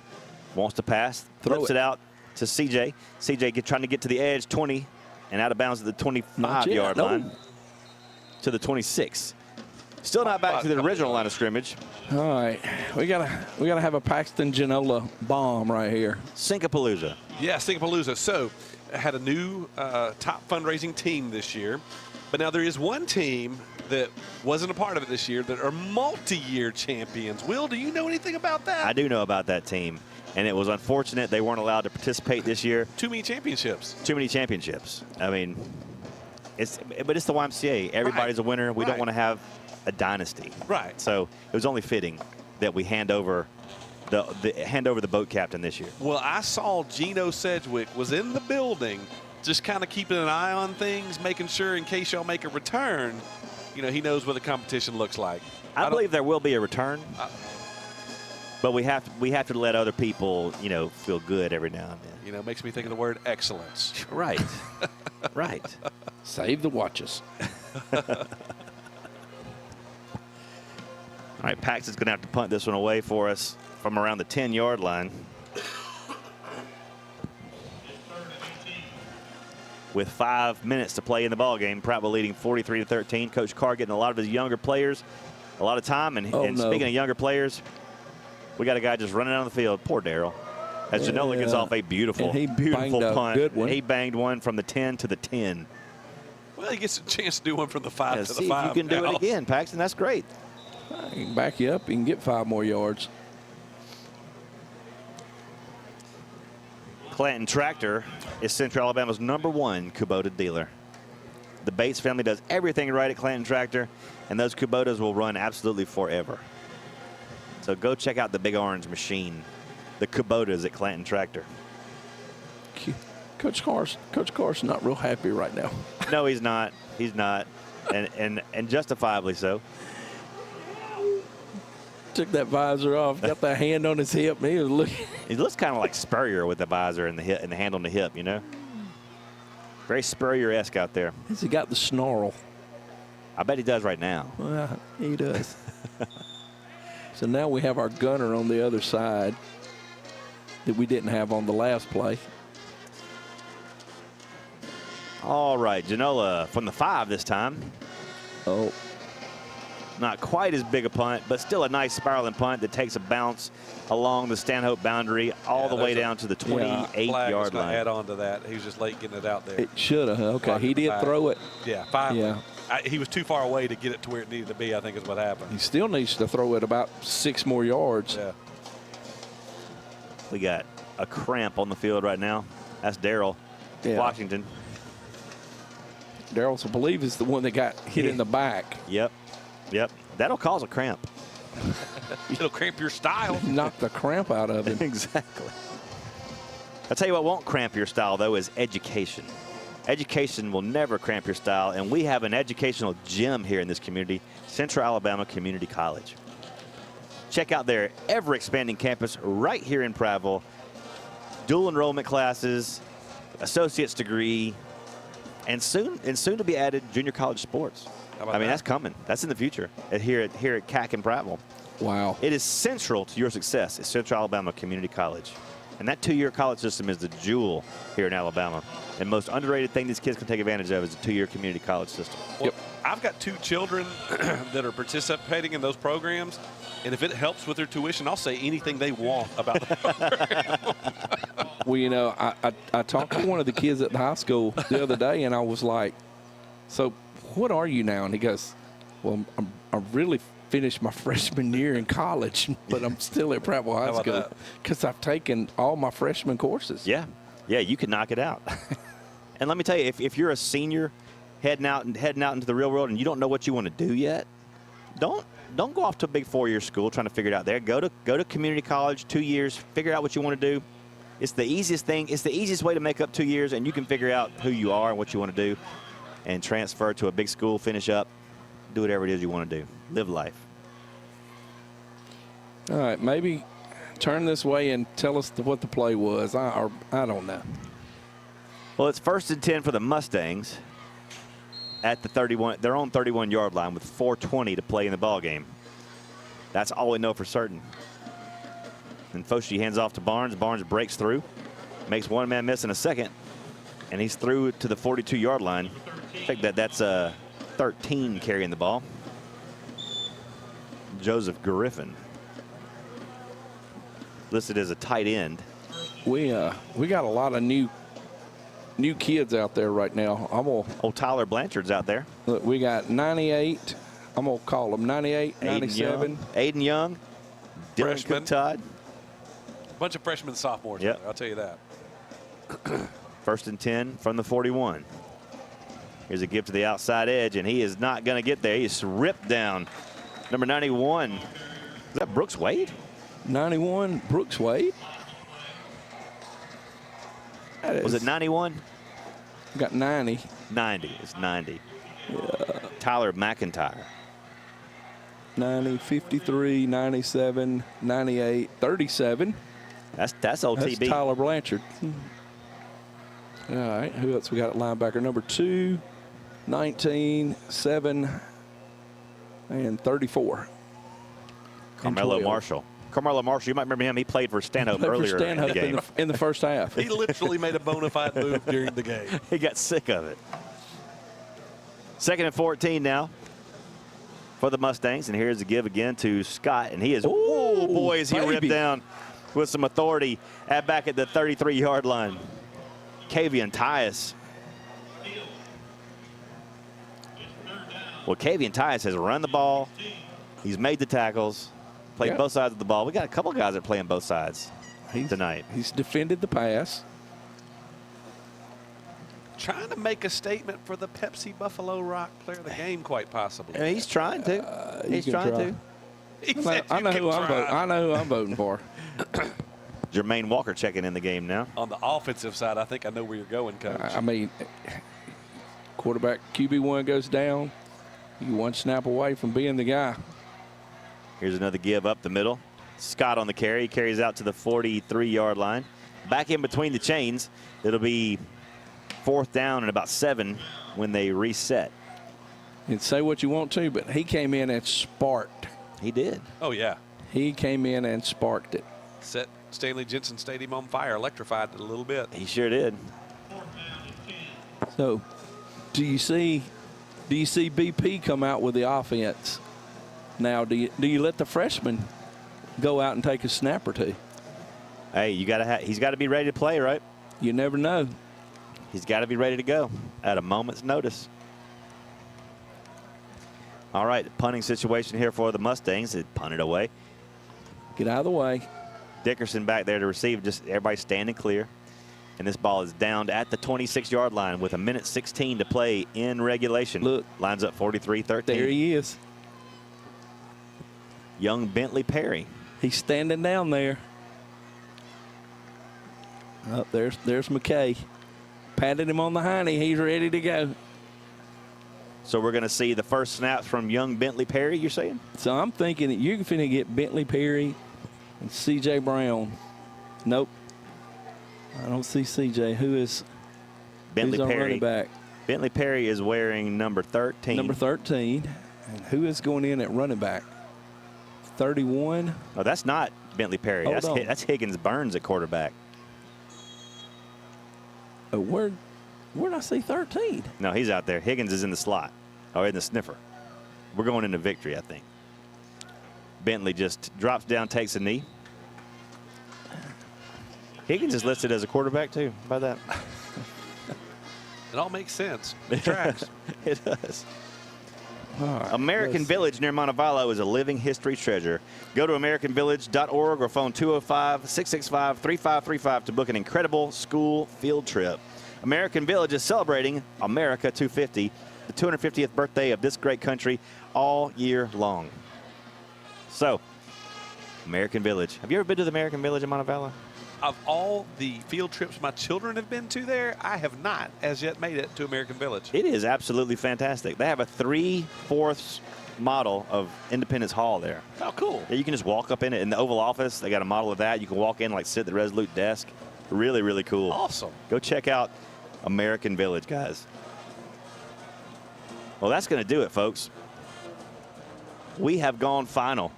Your final score from Stanley Jensen Stadium, Prattville 43, Stanhope 13. We're going to take a 3-minute break, and we'll come back and wrap up on a victorious night for Prattville Lions football. We'll be right back. We'll be right back. If you've been to the American Village in Montevallo, you know how beautiful it is. Can you imagine having your own event there? Wedding receptions, rehearsal dinners, bridal showers, birthday parties, family reunions, and many other celebrations can be held in the historic barn with all its rustic charm. How about the Liberty Hall Ballroom, patterned after the East Room of the White House? And the rotunda is Jeffersonian in style. Plentiful parking, shuttles, and personal attention from the staff are all a part of your American celebration. Visit AmericanVillage.org and click on private events to find out more. Score big every time you touch down at Prattville Pickers. You will never be penalized when you score incredible savings on your vintage treasure. Explore over 2 gridirons of antiques, home decor, collectibles, and handcrafted items from local makers.